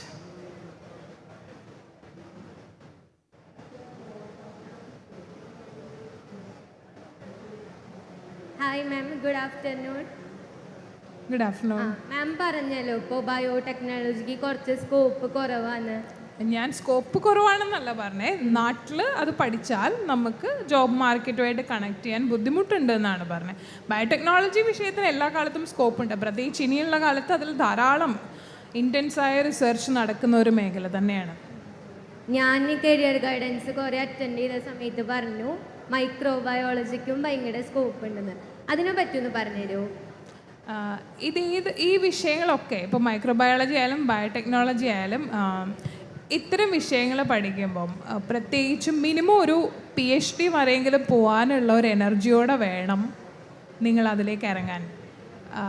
ഇത് മാത്രമല്ല, പ്യോർ സയൻസ് വിഷയങ്ങളുണ്ട്. അപ്പോൾ അതൊക്കെ ആണെങ്കിലും മിനിമം അതുവരെയെങ്കിലും പഠിക്കാനുള്ള ഒരു എനർജിയോടെ ഇറങ്ങുക. നല്ല ഇൻസ്റ്റിറ്റ്യൂട്ട്സിൽ പഠിക്കുക. പറ്റുമെങ്കിൽ നിങ്ങളുടെ ഒരു PhD അല്ലെങ്കിൽ മാസ്റ്റേഴ്സ് നിങ്ങൾ പുറത്തേക്ക് പോയി ചെയ്യാൻ നോക്കുക. നല്ല യൂണിവേഴ്സിറ്റി നോക്കി. ഇറ്റ് ഡിപ്പെൻഡ്സ് നിങ്ങൾ ഏത് രാജ്യത്ത് പോകുന്നു, ഏത് യൂണിവേഴ്സിറ്റി എടുക്കുന്നു എന്നൊക്കെ അനുസരിച്ചും കൂടെ ഇരിക്കും. അതിങ്ങനെ ഓരോ കാലത്തും അത് മാറുകയും ചെയ്യും. ആ ഡിസിഷൻ എടുക്കേണ്ട കുറേ എലമെൻറ്റ്സ് ഉണ്ട്, അതിങ്ങനെ മാറിക്കൊണ്ടുമിരിക്കും. അപ്പോൾ അത്തരത്തിൽ പോവുകയാണെങ്കിൽ ഒരു മാസ്റ്റേഴ്സ് വെച്ചിട്ട് മാത്രം നമുക്കൊരു ഭയങ്കര നല്ല ജോലിയിലേക്ക് എത്താൻ ഇത്തിരി ബുദ്ധിമുട്ടാണ്. ബട്ട് ഇമ്മൻസ് സ്കോപ്പ് ഉണ്ട്. പ്രത്യേകിച്ചും ഈ കോവിഡിനൊക്കെ ശേഷം ഇത്തരം ഫീൽഡിൽ ധാരാളം ഫണ്ടും വരുന്നുണ്ട്. അപ്പം നല്ല യൂണിവേഴ്സിറ്റിയിൽ പോവുക, മിനിമം PhD എന്നുള്ള ഇതിൽ എയിം ചെയ്യുക, ആ ഒരു എനർജിയോടുകൂടി മുമ്പോട്ട് പോവുക. അത് അവിടെയാണ് ചെയ്യാൻ പറ്റുക. അപ്പോൾ പുറത്തേക്കൊക്കെ പോയാൽ മിക്കവാറും PhD ആണെങ്കിലും പോസ്റ്റ് ഡോക്ടറൽ ഫെലോഷിപ്പ് ആണെങ്കിലും ഏതെങ്കിലും ഇൻഡസ്ട്രിയുമായി ചേർന്നിട്ടായിരിക്കും, അവരുടെ ഒരു പ്രോജക്റ്റ് എന്നുള്ള രീതിയിലായിരിക്കും ഇത് വരിക. സോ ഓൾറെഡി നിങ്ങൾ അതുമായിട്ട് കണക്റ്റഡ് ആവും. അപ്പോൾ അതിന് ജോബ് സാധ്യതയും കൂടുതലുണ്ടാവും. ഗുഡ് ആഫ്റ്റർനൂൺ മാം, എൻ്റെ പേര് ഗംഗ. ഞാൻ സെക്കൻഡ് ഇയർ സ്റ്റുഡൻ്റ് ആണ് GHSS പട്ടിയാടിലെ. മാം പറഞ്ഞല്ലോ എക്സ്ട്രാ കോഴ്സസ് ചെയ്യുന്നത് എപ്പോഴും ബെറ്റർ ആണ്, അല്ലെങ്കിൽ ഇപ്പോൾ ട്രെൻഡിങ് ആയിട്ട് പോകുന്ന കുറച്ച് കാര്യങ്ങളിൽ കോഴ്സസ് എടുക്കുന്നത് നല്ലതാണെന്ന് പറഞ്ഞല്ലോ. അപ്പോൾ ഈവൻ ഇഫ് നമ്മൾ പ്രൊഫഷണൽ കോഴ്സസോ അതല്ലാതെ എക്സ്ട്രാ ഏതെങ്കിലും സ്പെസിഫിക് സബ്ജക്ട്സിലെ ഡിഗ്രീസോ എന്തെങ്കിലും എടുക്കുമ്പോൾ, ഇപ്പോൾ UG ആണെങ്കിലും, അപ്പോൾ നമുക്ക് എക്സ്ട്രാ ആയിട്ട് ചെയ്യാൻ പറ്റുന്ന കുറച്ച് കോഴ്സസ്, അതായത് ഇപ്പോൾ ഓൺലൈനായിട്ടോ ഓഫ്ലൈനായിട്ടോ ചെയ്യാം, ബട്ട് എപ്പോഴും ബെനിഫിഷ്യൽ ആയിട്ടുണ്ടാവുന്ന കുറച്ച് നല്ല വാല്യുബിൾ ആയിട്ടുള്ള കോഴ്സസ്. മൂക്ക് പ്രോഗ്രാംസ് ആണോ പറയുന്നത്? ഓൺലൈൻ ആണോ ഉദ്ദേശിച്ചത്? ഓൺലൈനിൽ തന്നെ ഇല്ല, ബട്ട് എപ്പോഴും എന്താ പറയുക, എക്സ്ട്രാ ഒരു ജോബിന് പോകുമ്പോൾ പോയിന്റ് വാല്യൂസ് കൂടുതൽ എന്നുള്ള രീതിയിൽ കാണിക്കുന്ന കുറച്ച് എക്സ്ട്രാ കോഴ്സസ്. മനസ്സിലായി. ഇപ്പം ഇത്തരം സർട്ടിഫിക്കേഷൻസ് ആണെങ്കിൽ ഇപ്പം 2 തരത്തിൽ ഇത്തരം പ്രോഗ്രാംസ് ഉണ്ട്. ഒന്ന് നമ്മുടെ ഇൻട്രസ്റ്റിൻ്റെ ബേസിൽ മാത്രം നമ്മൾ എടുക്കുന്ന കുറച്ച് പ്രോഗ്രാംസ് ഉണ്ട്. പിന്നെയുള്ളത് സർട്ടിഫിക്കേഷൻസ് ആണ്. ഇപ്പം ഫയർ ആൻഡ് സേഫ്റ്റി അല്ലെങ്കിൽ സേഫ്റ്റി ഏരിയയിൽ ചെയ്യുന്നു, നിബോഷ് പോലത്തെ അങ്ങനത്തെയൊക്കെ പ്രോഗ്രാംസ് ആയിരിക്കാം. അപ്പം അത് സർട്ടിഫിക്കേഷനാണ്. അപ്പോൾ അതുകൊണ്ട് നിങ്ങൾക്കൊരു ജോലിക്കുള്ള സാധ്യതയുണ്ട്. പക്ഷേ ചില കോഴ്സുകൾ നമുക്ക് താല്പര്യമുള്ളത് കൊണ്ട് നമ്മൾ കോഴ്സറയിൽ പോയി പഠിക്കുന്നു, അല്ലെങ്കിൽ ലിങ്ക്ഡിനിൽ ഓൺലൈൻ പോയി പഠിക്കുന്നു, അല്ലെങ്കിൽ ഡിസ്റ്റൻ്റായിട്ട് പഠിക്കുന്നു. അപ്പോൾ ഇത്തരം കോഴ്സുകൾക്ക് അതുകൊണ്ട് നമുക്ക് ജോലി കിട്ടുമോ എന്ന് ചോദിച്ചാൽ അതൊരു ഇത്തിരി ഒരു ഡിസ്പ്യൂട്ടുള്ള കാര്യമാണ്. അതായത് ഇത് നിങ്ങളുടെ ഇൻട്രസ്റ്റിനെയാണ് കാണിക്കുന്നത്. ഓക്കെ, ഫോർ എക്സാമ്പിൾ ഇപ്പം കോവിഡ് കഴിഞ്ഞ സമയത്ത് US പല യൂണിവേഴ്സിറ്റീസും ഈ അഡ്മിഷൻ്റെ സമയത്ത് നമ്മളൊരു സ്റ്റേറ്റ്മെൻറ്റ് ഓഫ് പേർപ്പസ് എഴുതി കൊടുക്കണം. അതായത് നമ്മൾ എന്തുകൊണ്ടാണ് അവിടെ പഠിക്കാൻ ഉദ്ദേശിക്കുന്നത് എന്നുള്ളത്. അപ്പം കോവിഡിൻ്റെ സമയത്ത് കുറേ പേര് ഓൺലൈനായിട്ട് പഠിച്ചു. അപ്പോൾ എല്ലാവർക്കും ഒന്നും വേറെ ടെസ്റ്റുകളൊന്നും ചെയ്യാൻ പറ്റുന്നില്ല. അപ്പോൾ അവരതൊക്കെ ഒഴിവാക്കിയിട്ട് നിങ്ങളുടെ കോവിഡ് സ്റ്റോറി എഴുതാൻ പറഞ്ഞു കുറേ സ്ഥലങ്ങൾ. അപ്പം എന്താ നിങ്ങൾ എഴുതാൻ പോകണേ? അപ്പോൾ ചുമ്മാതെ ഞാൻ വീട്ടിലിരുന്നു, ഞാൻ രാവിലെ എഴുന്നേറ്റു, പല്ല് തേച്ചു, ഓൺലൈൻ ക്ലാസ് അറ്റൻഡ് ചെയ്തു എന്ന് പറഞ്ഞാൽ it's not your covid story which is significant. അപ്പോൾ പല ആളുകൾക്ക് പറയാൻ പറ്റുന്നത് എനിക്ക് ഇന്ന മേഖലയിൽ ഇൻട്രസ്റ്റ് ഉണ്ട്, അതുകൊണ്ടാണ് ഞാൻ നിങ്ങളുടെ പ്രോഗ്രാമിനായിട്ട് വരുന്നത്. അപ്പോൾ ഞാൻ അതിന് മുമ്പായിട്ട് ഞാൻ കുറേ കാര്യങ്ങൾ പഠിച്ചു. അതിലൊന്ന് ഞാൻ ഇന്ന പ്രോഗ്രാം ചെയ്തു, ഇന്ന കോഴ്സ് ഞാൻ ഓൺലൈനായിട്ട് ചെയ്തു. അവിടെ നിങ്ങളുടെ ഒരു ഇൻട്രസ്റ്റാണ് കാണിക്കുന്നത്. അപ്പോൾ ഇതുപോലെ തന്നെയാണ് ഇപ്പോൾ ജോലിക്ക് പോയാലും ഒരു അഡ്മിഷന് വേണ്ടിയിട്ട് പോയാലും നിങ്ങൾക്ക് ആ ഓൺലൈൻ കോഴ്സ് ചെയ്തതുകൊണ്ട് നിങ്ങൾക്ക് അവർ അഡ്മിഷൻ തരണമെന്നോ ജോലി തരണമെന്നോ ഇല്ല. പക്ഷേ അത് നിങ്ങളുടെ ഒരു പ്രൂഫാണ് നിങ്ങൾക്ക് ഈ മേഖലയിൽ ജെനുവിൻ ഇൻട്രസ്റ്റ് ഉണ്ട്. ഓക്കെ, പിന്നെയുള്ളത് അപ്പോൾ ആ രീതിയിലാണ് ഇത് ഹെൽപ്പ് ചെയ്യുന്നത്. ചിലപ്പോൾ നിങ്ങൾക്ക് അതുകൊണ്ട് കിട്ടാം, ചിലപ്പോൾ കിട്ടാതെ ഇരിക്കാം. ചിലപ്പോൾ ഒരു സ്കോളർഷിപ്പിൽ നിങ്ങൾക്കൊരു ആഡ് ഓൺ പോയിൻ്റ് ആയിരിക്കും that this person has A genuine interest എന്നുള്ളത്. അപ്പോൾ ആ രീതിയിലാണ് അത് നിങ്ങളെ ഹെൽപ്പ് ചെയ്യുന്നത്. മറ്റൊന്ന് നമുക്കത് പഠിക്കുന്നത് കൊണ്ട് കാര്യം മനസ്സിലാവും, ഒരു കോൺഫിഡൻസ് കൂടും, അത്തരം കാര്യങ്ങളാണ്. വേറൊരു കാര്യം ഓൺലൈൻ കോഴ്സസിലേക്ക് വരുമ്പോൾ പിന്നെ അതിൽ ഇപ്പം എല്ലാവർക്കും ചെയ്യാൻ പറ്റുന്നതെന്ന് ചോദിച്ചില്ലേ. അപ്പോൾ എനിക്ക് അങ്ങനെ പറയാൻ ഓരോ ഇൻട്രസ്റ്റ് ഉള്ള ഏരിയ അനുസരിച്ചിട്ടിരിക്കും. ഇപ്പോൾ ലിങ്ക്ഡിനൊക്കെ പലപ്പോഴും ടെക്നിക്കലായിട്ടുള്ള വൊക്കേഷണൽ പ്രോഗ്രാംസാണ് തരുന്നത്, എല്ലായിടത്തും അങ്ങനെയല്ല. അപ്പോൾ നിങ്ങൾക്ക് താല്പര്യമുള്ളത് എടുക്കുക. ഞാനൊരു സജഷൻ പറയാം. AI for all എന്ന് പറഞ്ഞിട്ടൊരു കോഴ്സറയിലൊരു പ്രോഗ്രാം ഉണ്ടായിരുന്നു. അത് ആക്ച്വലി എൻ്റെ ഒരു 10th കഴിഞ്ഞിട്ടുള്ള ഒരു കസിൻ അത് ചെയ്തിട്ടുണ്ടായിരുന്നു. അപ്പം എനിബഡി ക്യാൻ ഡു ദാറ്റ്. അപ്പോൾ അതിനൊരു ഭയങ്കര ടെക്നിക്കൽ എക്സ്പേർട്ടൊന്നും വേണ്ട. എൻ്റെ ഓർമ്മ ശരിയാണെങ്കിൽ അത് ഗൂഗിളായിരുന്നു എന്ന് തോന്നുന്നു. അത് ഗൂഗിളാണെന്നാണ് എൻ്റെ ഓർമ്മ. ആ പ്രോഗ്രാം ചെയ്തിട്ടുണ്ടായിരുന്നു. But you can search it. കോഴ്സറയിൽ ഉണ്ടായിരുന്നു. കറൻറ്റ് സ്റ്റാറ്റസ് എനിക്ക് അറിയത്തില്ല, but it was AI for all. Then so പിന്നെ ഉണ്ടായിരുന്നു, ഞാൻ കുറേ കോഴ്സസ് ചെയ്തായിരുന്നു. ഞാൻ കുറേ സർട്ടിഫിക്കേഷൻ അതും ഇതൊക്കെ ചെയ്തു. അപ്പോൾ അതിലൊന്ന് ലൈക്ക് സയൻസ് ഓഫ് വെൽബീയിങ് എന്ന് പറഞ്ഞിട്ടൊരു പ്രോഗ്രാം ഉണ്ടായിരുന്നു. അത് ശരിക്കും ബെർക്ക്ലി യൂണിവേഴ്സിറ്റിയിൽ സൈക്കോളജി സ്റ്റുഡൻസിന് പഠിക്കേണ്ട ഒരു കോഴ്സാണ്. അപ്പോൾ അവരത് ക്ലാസ്സസ് റെക്കോർഡ് ചെയ്ത് അതിൻ്റെ പ്രാക്ടീസും കാര്യങ്ങളൊക്കെ ആയിട്ട് അവരത് കോഴ്സറയിൽ കൊടുത്തിട്ടുണ്ടായിരുന്നു. അപ്പം അത് ഞാൻ കംപ്ലീറ്റ് ചെയ്തു. അപ്പം അങ്ങനെ കുറേ കാര്യങ്ങൾ ധാരാളം ആളുകൾ പഠിച്ചു. അപ്പം നമ്മുടെ ഇൻട്രസ്റ്റ് എന്താണെന്നുള്ളത് നോക്കുക. പൈസ കൊടുത്തിട്ട് പഠിക്കേണ്ടതാണെങ്കിൽ മാത്രം അത് ചെക്ക് ചെയ്യാം. ദറ്റ് നമ്മൾ കുറേ മണി അതിൽ ഇൻവെസ്റ്റ് ചെയ്യുന്നുണ്ടെങ്കിൽ അത് ജെനുവിൻ ആണോ എന്നുള്ളതൊന്ന് ചെക്ക് ചെയ്യാം. മിക്കവാറും പ്രോഗ്രാമുകൾ നമുക്കല്ലാതെ തന്നെ പഠിക്കാൻ പറ്റും. പിന്നെ സർട്ടിഫിക്കറ്റിൻ്റെ ഇത് വരുമ്പോൾ മാത്രം കുറച്ച് പേ ചെയ്യേണ്ടതായിട്ട് വന്നേക്കാം. സോ നമ്മുടെ ഇൻട്രസ്റ്റ് അനുസരിച്ചും നമുക്ക് ഏത് മേഖലയിലാണ് താല്പര്യം അതനുസരിച്ചുമൊക്കെ കോഴ്സുകൾ തിരഞ്ഞെടുക്കാം. ഓക്കെ. I am Albino. ഒരു മെക്കാനിക്കൽ അഥവാ ഒരു ഓട്ടോമൊബൈൽ എഞ്ചിനീയർ സ്റ്റുഡൻസിന് ഫ്യൂച്ചേഴ്സ് സ്റ്റേബിൾ ആയിരിക്കുമോ ഇനിയുള്ള ലോകത്ത്? ഒന്നും സ്റ്റേബിൾ അല്ല നമ്മൾ അപ്ഡേറ്റ് ചെയ്തിട്ടില്ല എന്നുണ്ടെങ്കിൽ. അപ്പം മെക്കാനിക്കൽ എൻജിനീയറിങ് മാറി കൂടുതൽ ഓട്ടോമേഷൻ അല്ലെങ്കിൽ കമ്പ്യൂട്ടേഴ്സ് അതിലേക്ക് വരുന്നു, ഓട്ടോമേഷൻ വരുന്നു. അപ്പോൾ ആ ഒരു രീതിയിലേക്ക് അത് മാറും. അപ്പം ഞാൻ പ്രതീക്ഷിക്കുന്നത് നാട്ടിലെ മെക്കാനിക്കൽ എൻജിനീയറിങ് സിലബസ് കാര്യമായ മാറ്റമുണ്ടാവും അടുത്ത കുറച്ച് നാളുകൾക്കുള്ളിൽ എന്നുള്ളതാണ്. സോ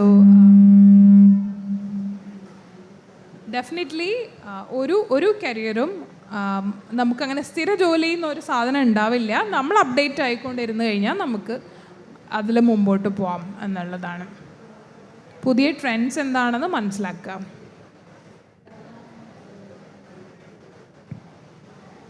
മാഡം, എൻ്റെ പേര് ഹിബ. ഞാനൊരു കൊമേഴ്സ് സ്റ്റുഡൻ്റാണ്. അപ്പോൾ കൊമേഴ്സ് മേഖല പഠിക്കുന്ന കുട്ടികൾക്ക് പ്രൊഫഷണൽ കോഴ്സുകളല്ലാതെ എന്തൊക്കെ സ്കോപ്പ് ഉണ്ടെന്ന് പറയാൻ പറ്റും? That's a tricky question. Professional course ഇപ്പം നിലവിലുള്ളത് അക്കൗണ്ടിങ് പോലത്തെ മേഖലയാണ്. അപ്പോൾ അതിൽ പക്ഷേ ഹെവി ആയിട്ട് ഓട്ടോമേഷൻ ഉണ്ടാവുന്നുണ്ട്. അപ്പോൾ അത് എങ്ങനെ ചെയ്യാം എന്നുള്ളത് നിങ്ങൾ പഠിക്കുക എന്നുള്ളതാണ്. പിന്നെ ലീഗലായിട്ടുള്ള ഇപ്പം ലോ അത്തരം വിഷയങ്ങളാണ് നിങ്ങൾക്ക് ചെയ്യാൻ പറ്റുക. അതിനപ്പുറത്തേക്ക് എല്ലാ ആളുകൾക്കും ചെയ്യാൻ പറ്റുന്ന ക്രിയേറ്റീവായിട്ടുള്ള ഫീൽഡ്, ഡിസൈൻ, അത്തരം കാര്യങ്ങളിലേക്ക് പോകാൻ ഇൻട്രസ്റ്റ് ഉണ്ടെങ്കിൽ നമുക്കതിലേക്ക് പോകാമെന്നുള്ളതാണ്. You can actually personally contact me if you need specific information, okay?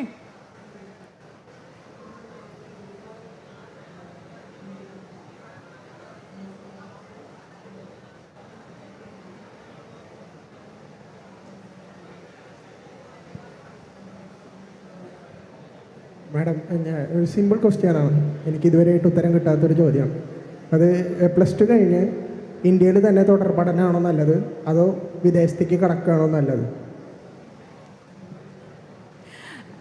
മിക്കവാറും സ്റ്റുഡൻസ് ഇപ്പോൾ ചോദിച്ചുകൊണ്ടിരിക്കുന്ന ഒരു ചോദ്യമാണത്. വിദേശത്ത് പോയി പഠിക്കുമ്പം ഞാനത് ജനറലായിട്ട് ഞാൻ സാധാരണ സംസാരിക്കാറുള്ള മറുപടി പറയാം. അപ്പോൾ അത് നിങ്ങൾക്ക് ആപ്ലിക്കബിൾ ആയിട്ടുള്ള കാര്യം യു ക്യാൻ ചൂസ്. വിദേശത്ത് പോകുന്നത് 2 തരം ആളുകളാണ്. ഒന്ന്, എങ്ങനെയെങ്കിലും പുറത്തു പോയി അവിടെ PR എടുക്കുക, അവിടെ ജീവിക്കുക. ഞാൻ നേരത്തെ പറഞ്ഞതുപോലെ ക്വാളിറ്റി ഓഫ് ലൈഫ് നോക്കിയിട്ട് പോവുക. മറ്റൊരു ഗ്രൂപ്പ് എന്ന് പറഞ്ഞാൽ യൂണിവേഴ്സിറ്റീസൊക്കെ നോക്കി അക്കാഡമിക് ഇൻട്രസ്റ്റോട് മാത്രം പോവുക. അപ്പം ഈ 2 ഗ്രൂപ്പാണ് സാധാരണയായിട്ട് വിദേശത്ത് പോവുക. അപ്പോൾ അതിൽ ആദ്യം നമ്മൾ ഏതാണെന്നുള്ളത് ചൂസ് ചെയ്യുക. ഓക്കെ. അപ്പോൾ രണ്ടാണെങ്കിലും ഞാൻ അതിനെ വാല്യൂ ജഡ്ജ് ചെയ്യുന്നില്ല. 2 രീതിയിലും ആളുകൾ പോകുന്നുണ്ട്, അതിൽ 2ലും മോശമൊന്നുമില്ല. പിന്നെ ആദ്യത്തെ ആൾ പോകുമ്പോൾ കുറച്ച് കാര്യങ്ങൾ നമ്മൾ ശ്രദ്ധിക്കണം. നമ്മൾ എന്തുകൊണ്ടാണ് പോകുന്നത്? നമ്മുടെ ചുറ്റുമുള്ള ആളുകളെല്ലാം പോയത് കൊണ്ടാണോ, അതോ നമുക്ക് വേറെ എന്തെങ്കിലും എയിമുണ്ടോ? അപ്പോൾ പോകുമ്പോൾ ഏത് രാജ്യത്ത് പോകുന്നു എന്നുള്ളത് ഇറ്റ്സ് സോ ഇമ്പോർട്ടൻറ്റ്. നാട്ടിൽ നിന്ന് ഇപ്പം പലപ്പോഴും ഒരു ഇതൊക്കെ ഉണ്ടാവും. ഇപ്പോൾ ഓസ്ട്രേലിയയിലൊക്കെ പോയി ഡ്രൈവറുടെ, ഇലക്ട്രീഷ്യൻ്റെയൊക്കെ ജോലി ഉണ്ട് ധാരാളം എന്ന് പറഞ്ഞിട്ട് ഇവിടെയുള്ള ആളുകൾ അങ്ങോട്ടേക്ക് പോകും. അപ്പോൾ നിങ്ങൾ എങ്ങനെയാണ് പോകുന്നത്? ഈ പറയുന്ന എല്ലാ വിഷയങ്ങളും ശരിയല്ല.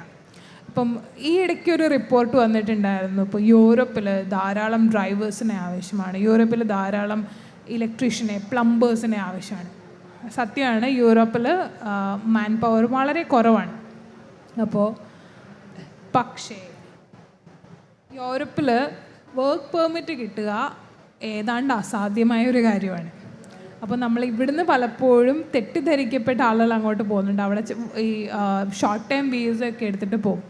ചില ആളുകൾക്ക് അവിടെ പിടിച്ചു നിൽക്കാൻ പറ്റും, ചിലർക്ക് പിടിച്ചു നിൽക്കാൻ പറ്റില്ല, ചിലർക്ക് പൈസ നഷ്ടമാവും. അപ്പോൾ അത്തരത്തിലുള്ള കാര്യങ്ങൾ ശ്രദ്ധിക്കണം. പിന്നെ പഠിക്കാൻ പോയിട്ട് അവിടെ ജോലി കിട്ടാനാണ് കൂടുതൽ സാധ്യത നേരിട്ട് അങ്ങോട്ട് പോകുന്നതിനേക്കാൾ.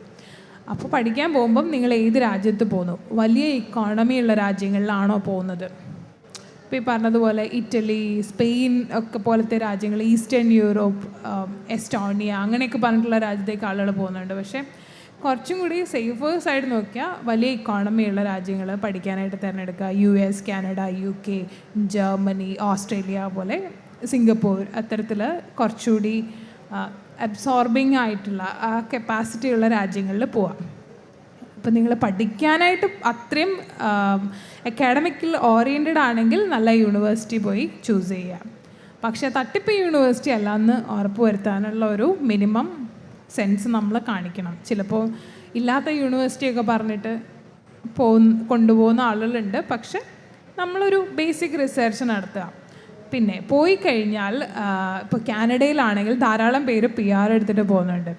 അപ്പോൾ ഏത് സ്ഥലത്തേക്കാണ് നിങ്ങൾ പോകുന്നത്? ആ സ്ഥലം വളരെ റിമോട്ടായിട്ടുള്ള സ്ഥലമാണെങ്കിൽ നിങ്ങൾക്ക് PR-ഉം അഡ്മിഷനൊക്കെ കിട്ടാൻ സാധ്യത വളരെ കൂടുതലാണ്. പക്ഷേ നിങ്ങളൊരു പാർട്ട് ടൈം ജോലി ചെയ്യണമെങ്കിൽ ചിലപ്പോൾ ഒരു 100 കിലോമീറ്റർ ട്രെയിനിൽ പോയിട്ട് അവിടെ ഏതെങ്കിലും ഷോപ്പിൽ നമ്മൾ ജോലി ചെയ്യേണ്ടതായിട്ട് വരും. അപ്പോൾ അത്തരം സിറ്റുവേഷൻ ഉണ്ടോ? വെതർ എങ്ങനെയാണ്? നമുക്കത് അഡ്ജസ്റ്റ് ചെയ്യാൻ പറ്റുമോ? ഇതൊക്കെ ബേസിക്കായിട്ട് നമ്മൾ കൺസേൺസ് നമ്മൾ ഇൻഫോംഡ് ആയിരിക്കണം എന്നാണ് എൻ്റെ അഭിപ്രായം. ഇതൊക്കെ ആയിട്ടും കഷ്ടപ്പെട്ടു പോയി അവിടെയും കഷ്ടപ്പെട്ട് കിടന്ന് എന്നാൽ രക്ഷപ്പെട്ടു വരുന്ന ആളുകളും ഉണ്ട്. സോ അത്തരം സക്സസ് സ്റ്റോറീസും ഉണ്ട്. പക്ഷേ അതിൻ്റെ ഇരട്ടിയായിട്ടുള്ള അല്ലാത്ത സ്റ്റോറീസും ഉണ്ട്. പക്ഷെ നമ്മളൊരു ബേസിക് ആയിട്ടുള്ള റിസർച്ച് നടത്തിയിരിക്കണം. പിന്നെ ഏറ്റവും പ്രധാനപ്പെട്ട കാര്യം, നമ്മളീ പോകുമ്പോൾ നമ്മുടെ ഒരു ഫിനാൻഷ്യൽ അനാലിസിസ് നടത്തണം. That is the most important thing. ഇപ്പോൾ പോകുമ്പോൾ പലപ്പോഴും നിങ്ങളുടെ മൊത്തം വെൽത്തിൻ്റെ ഒരു 25% അതിന് ഉപയോഗിക്കേണ്ടി വരുന്നുള്ളൂ എന്നുണ്ടെങ്കിൽ this is an ideal situation. May be നിങ്ങൾക്കൊരു സ്കോളർഷിപ്പ് കിട്ടി, ഓക്കെ, യു ക്യാൻ ഗോ ദേ. അതും ഏറ്റവും ബെസ്റ്റ് സിനാരിയോ ആണ്. അടുത്തതെന്ന് പറഞ്ഞാൽ പക്ഷേ ഒരു റിസ്ക് ഉള്ളത്, നമ്മൾ അവിടെ പോയി നമുക്ക് ജോലി കിട്ടുന്നു, നമ്മൾ ലോൺ എടുത്ത് പോകുന്നു, നമ്മൾ ജോലി കിട്ടുന്നു, നമ്മൾ കാശൊക്കെ തിരിച്ചടയ്ക്കുന്നു, ബെസ്റ്റ് കേസ് സിനാരിയോ. പക്ഷേ ഇതിൽ വേഴ്സ്റ്റ് കേസ് സിനാരിയോ കൂടി നമ്മൾ ചിന്തിക്കണം. നമ്മളവിടെ ലോൺ എടുത്ത് പോയി നമുക്ക് ജോലിയൊന്നും കിട്ടിയില്ല, നമുക്ക് തിരിച്ചു വരേണ്ടി വന്നു. ഇപ്പോൾ കോവിഡിൻ്റെ ടൈമിലൊക്കെ ധാരാളം പേർക്ക് അങ്ങനെ തിരിച്ചു വരേണ്ടതായിട്ട് വന്നു. സ്വാഭാവികമായിട്ടും അവിടെ ജോലി കിട്ടേണ്ടിയിരുന്ന കുറേ ആളുകൾക്ക്. അപ്പോൾ അങ്ങനെ ഒരു സിറ്റുവേഷനിൽ നമ്മുടെ അച്ഛൻ്റെ അമ്മയുടെയും പെൻഷൻ ഫണ്ടാണോ നമ്മളതിൽ വെച്ചിരിക്കുന്നത്? അങ്ങനെയാണെങ്കിൽ അതിലൊരു റിസ്ക് ഉണ്ട്. പക്ഷേ നമുക്ക് കുറച്ച് പറമ്പൊക്കെ ഉണ്ട് എക്സ്ട്രാ, അത് നമ്മൾ വിറ്റിട്ടാണെങ്കിൽ നോ പ്രോബ്ലം, നമ്മൾ നമ്മുടെ എക്സ്പീരിയൻസിൽ ഇൻവെസ്റ്റ് ചെയ്തു അതിനെ അങ്ങനെ കണ്ടാൽ മതി, ഓക്കെ. പക്ഷേ ഫിനാൻഷ്യൽ കുഷ്യൻ ഉണ്ടോ എന്നുള്ളത് ഒന്ന് ചിന്തിക്കുന്നത് വളരെ നല്ലതാണ്. ഇല്ലയെന്നുണ്ടെങ്കിൽ ഒരു സ്കോളർഷിപ്പ് അത്തരം കാര്യങ്ങൾ കിട്ടുമോ നോക്കുക. അതല്ലാന്നുണ്ടെങ്കിൽ ഒരു പോസ്റ്റ് ഗ്രാജുവേഷൻ ലെവലിലാണെങ്കിൽ കുറച്ചുകൂടെ സ്കോളർഷിപ്പ് സാധ്യതകളുണ്ട്, അത് നോക്കുക. ആദ്യം തന്നെ ഞാൻ ആദ്യം പറഞ്ഞ 2 ഗ്രൂപ്പിൽ ഏത് ഗ്രൂപ്പാണെന്ന് ഐഡൻറ്റിഫൈ ചെയ്യുക, അതനുസരിച്ച് ഡിസിഷൻ ഉണ്ടാക്കുക. പിന്നെ ഈ ഫിനാൻഷ്യൽ റിസ്ക് എടുത്ത് പോകുന്ന ധാരാളം ആളുകളുണ്ട്. അവരിലും ജോലിയൊക്കെ കിട്ടി ഓക്കെ ആയി പോകുന്നവരുണ്ട്. പക്ഷേ ഇപ്പോൾ എൻ്റെ അടുത്ത് ചോദിക്കുമ്പോൾ ഞാൻ അതിനെക്കുറിച്ച് നിങ്ങൾ അവെയർ ആയിരിക്കണം എന്ന് തന്നെ പറയും. അതിൽ റിസ്ക് ഉണ്ട്. ആ റിസ്ക് എടുക്കാൻ തയ്യാറാണെങ്കിൽ ഗോ ഫോർ. ക്വസ്റ്റ്യൻ ചോദിക്കാം.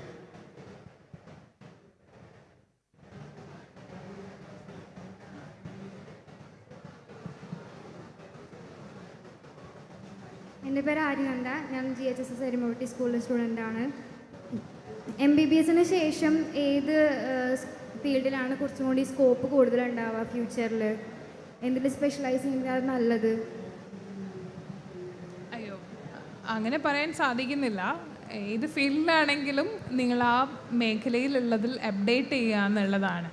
നിലവിലുള്ള സാഹചര്യത്തിൽ നമ്മുടെ നാട്ടിലെല്ലാവരും ഒരു PGക്ക് പോകുന്നതായിട്ടാണ് കാണുക. അപ്പോൾ നിങ്ങൾക്ക് 2 സ്ട്രീമിൽ പോവാം. either you can do A masters ഒരു MD ചെയ്യാം, അതിൽ അപ്ഡേറ്റഡ് ആയിട്ട് വർക്ക് ചെയ്ത് പോവാം, അല്ലെങ്കിൽ അതിൽ നിന്ന് തന്നെ റിസർച്ച് സ്ട്രീമിലേക്ക് നിങ്ങൾക്ക് പോവാം. അപ്പം ഈ 2 പാത്താണ് അവിടെ ഉള്ളത്. Rest is fine. I think കുറേ കൂടിയും ഈ പറഞ്ഞ റേഡിയോളജി സർജറിയിലൊക്കെ ആയിരിക്കും കൂടുതലും ഓട്ടോമേഷനും അതുപോലെ ടെക്നോളജി യൂസ് ചെയ്യേണ്ടി വരിക. എന്ന് വെച്ച് ആ ഡോക്ടർമാരുടെ ജോലി പോകും എന്ന് പറയാൻ പറ്റുന്നില്ല, പക്ഷെ അതിൽ കൂടുതലായിട്ടും ഇൻവോൾവ് ആയിരിക്കും ടെക്നോളജി. അപ്പോൾ സ്വാഭാവികമായിട്ടും ഈ മെഡിസിൻ ടെക്നോളജി എന്ന് പറയുന്ന രണ്ടിനും ഇൻഡിപെൻഡൻ്റ് ആയിട്ട് ഇനി നിൽക്കാൻ പറ്റില്ല. ഓൾറെഡി നമ്മുടെ പല IITസും മെഡിക്കൽ കോളേജ് ഉൾപ്പെടെ തുടങ്ങിക്കഴിഞ്ഞു. സോ അപ്പം ഇത് ഒന്നിച്ചു പോകുന്ന കാര്യമാണ്. അപ്പോൾ അതിൽ നമ്മൾ അപ്ഡേറ്റഡ് ആയിരിക്കുക എന്നുള്ളതാണ്. പിന്നെ നിങ്ങൾ ഒരു 5-6 വർഷം പഠിച്ചു വന്നതിന് ശേഷം എന്താണ് ആ സമയത്തെ സിനാരിയോ എന്നുള്ളത്, it's a fast changing thing. അപ്പോൾ അതനുസരിച്ചും കൂടി ഇരിക്കും. പക്ഷേ ഡെഫിനറ്റ്ലി ഹെൽത്ത് സെക്ടറിൽ opportunities are there. This is what I think. എൻ്റെ പേര് മുഹമ്മദ് ഷിബിൽ, വരവൂരാണ് പഠിക്കുന്നത്. പിന്നെ ഈ പാഷൻ എല്ലാം നമുക്ക് കരിയർ ആക്കാൻ പറ്റുമോ? അതിനെക്കുറിച്ചിട്ട് എന്താണ് പറയാനുള്ളത്? Career passion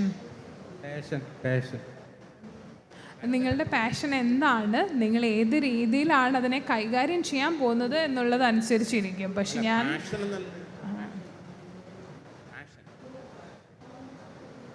ഫാഷനാണോ പാഷനാണോ? പാഷൻ, യാ റൈറ്റ്, യാ.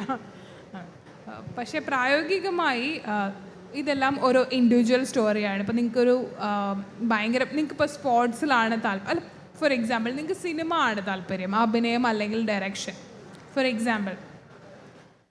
അങ്ങനെയാണെങ്കിൽ ഞാൻ നേരത്തെ പറഞ്ഞതുപോലെ നിങ്ങൾക്ക് നല്ല ഒരു നെറ്റ്വർക്ക് ഉണ്ട് അതിനകത്ത്. നിങ്ങളുടെ അച്ഛൻ, അമ്മ, സഹോദരി, സഹോദരൻ, some uncles or some aunties ഒക്കെ അതിലുണ്ടെന്നുണ്ടെങ്കിൽ, നിങ്ങൾക്ക് കണക്ട് ചെയ്യാൻ പറ്റും എന്നുണ്ടെങ്കിൽ definitely I will say yes.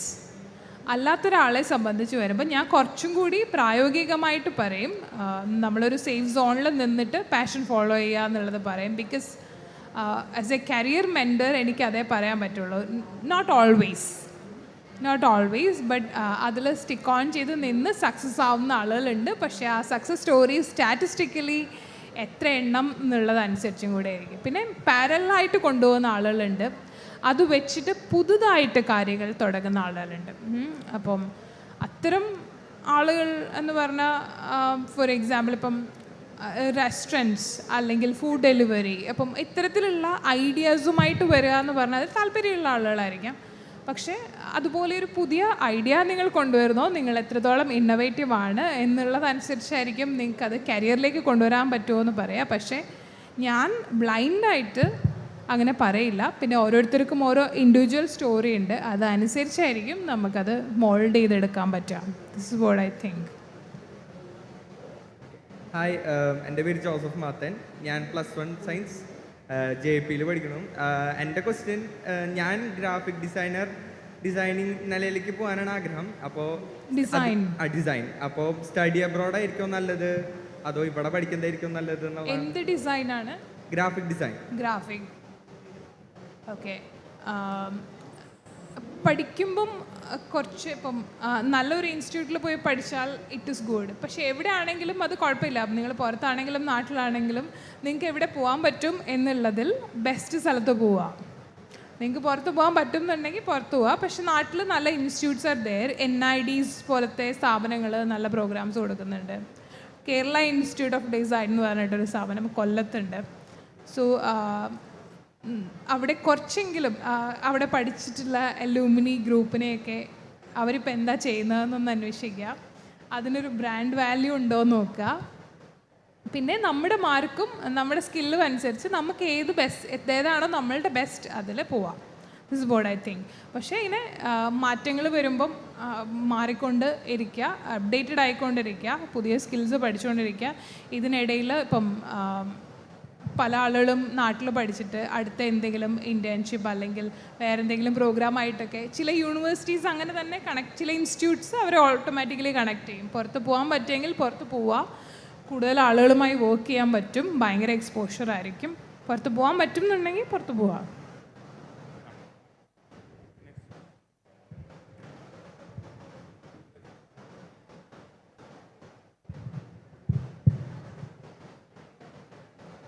Good afternoon. ഞങ്ങൾ മലപ്പുറം ആലത്തിയൂർ KHMH സ്കൂളിൽ നിന്നാണ് വരുന്നത്. അപ്പോൾ AI-യുടെ യൂസൊക്കെ കൂടി വരുമല്ലോ. അപ്പോൾ ഇനിയുള്ള കാലത്ത് പ്രോഗ്രാമിംഗ് പഠിക്കുന്നതിൽ ഒരു യൂസ് ഉണ്ട് അല്ലെങ്കിൽ സ്കോപ്പ് ഉണ്ടോ? I think so. അതുമായി ബന്ധപ്പെട്ടിട്ട് നമുക്കത് ഇറെലവൻ്റ് ആവുന്നത് വരെയും അതിനുശേഷം എന്ത് വരുന്നു എന്നുള്ളത് ഫോളോ ചെയ്യുക.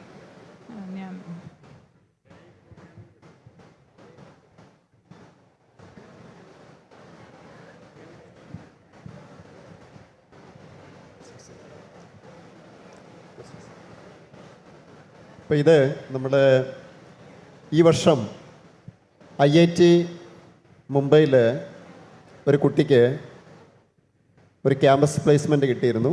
പത്രത്തിലൊക്കെ വന്നതാണ്, നമ്മൾ കണ്ടതാണ്. 3.7 crore പെർ ആനം. 3.7 കോടി ഒരു വർഷം രൂപയ്ക്ക് ആ കുട്ടി കോഴ്സ് കഴിയുന്നതിന് മുമ്പ് ലാസ്റ്റ് സമയം പഠിച്ച സമയത്ത് IIT മുംബൈയിൽ നിന്ന് കമ്പ്യൂട്ടർ സയൻസ് കഴിഞ്ഞൊരു കുട്ടിക്ക് ഒരു പ്ലേസ്മെൻറ്റ് കിട്ടിയിരുന്നു. നമ്മൾ പത്രത്തിലൊക്കെ വായിച്ചതാണ്. 2023 കഴിഞ്ഞ മാസമാണ്. അപ്പോൾ ഈ ഒരു വാർത്ത കണ്ട സമയത്ത് നമുക്ക് സംശയം തോന്നി. കാരണം ഈ കുട്ടി ആ ഒരു കോഴ്സിലെ ടോപ്പറാണോ എന്നൊരു സംശയം തോന്നി. അത് ചെക്ക് ചെയ്ത സമയത്ത് ടോപ്പർ ലിസ്റ്റ് വരുന്ന കുട്ടിയല്ല. അപ്പോൾ വീണ്ടും ഒരു സംശയം വന്നു. അങ്ങനെയാണെങ്കിൽ എന്തുകൊണ്ടാണ് ഏറ്റവും വലിയ ഈ തുകയ്ക്കുള്ള ഈ പ്ലേസ്മെൻറ്റ് ഇദ്ദേഹത്തിന് കിട്ടിയതെന്ന്.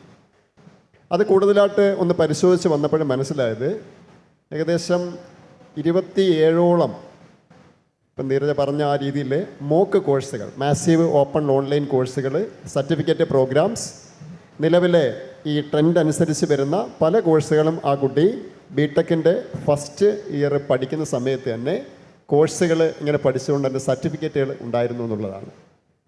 നോക്കൂ, നമ്മളൊരു കോഴ്സ് പഠിച്ച സമയത്ത് ആ നിലവിലെ എമർജിങ് ട്രെൻഡ്സ് അനുസരിച്ച് അതിൽ ലിങ്ക്ഡിൻ്റെ സർട്ടിഫിക്കേഷൻ, ഗൂഗിളിൻ്റെ സർട്ടിഫിക്കേഷൻ, മോക്ക് സർട്ടിഫിക്കറ്റ് കോഴ്സുകൾ, നമ്മുടെ തന്നെ ഇന്ത്യയിലെ സ്വയം അത് സർട്ടിഫിക്കറ്റ് കോഴ്സുകളൊക്കെ ഉണ്ടായിരുന്നു.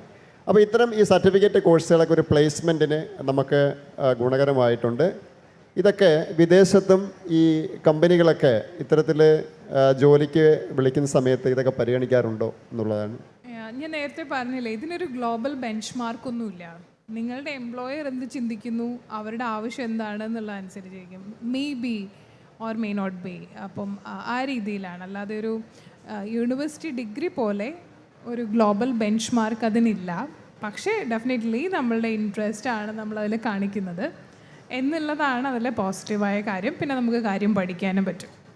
അല്ലാതെ ഈ സർട്ടിഫിക്കേഷൻ അല്ലാതെ ഓൺലൈൻ കോഴ്സുകളെക്കുറിച്ചാണ് ഞാൻ പറഞ്ഞത്. ചിലത് മസ്റ്റായിട്ടുള്ള സർട്ടിഫിക്കേഷൻ പ്രോഗ്രാംസ് ഉണ്ടല്ലോ ജോലിക്ക് വേണ്ടി, ഞാൻ അതേക്കുറിച്ചല്ല മെൻഷൻ ചെയ്തത്.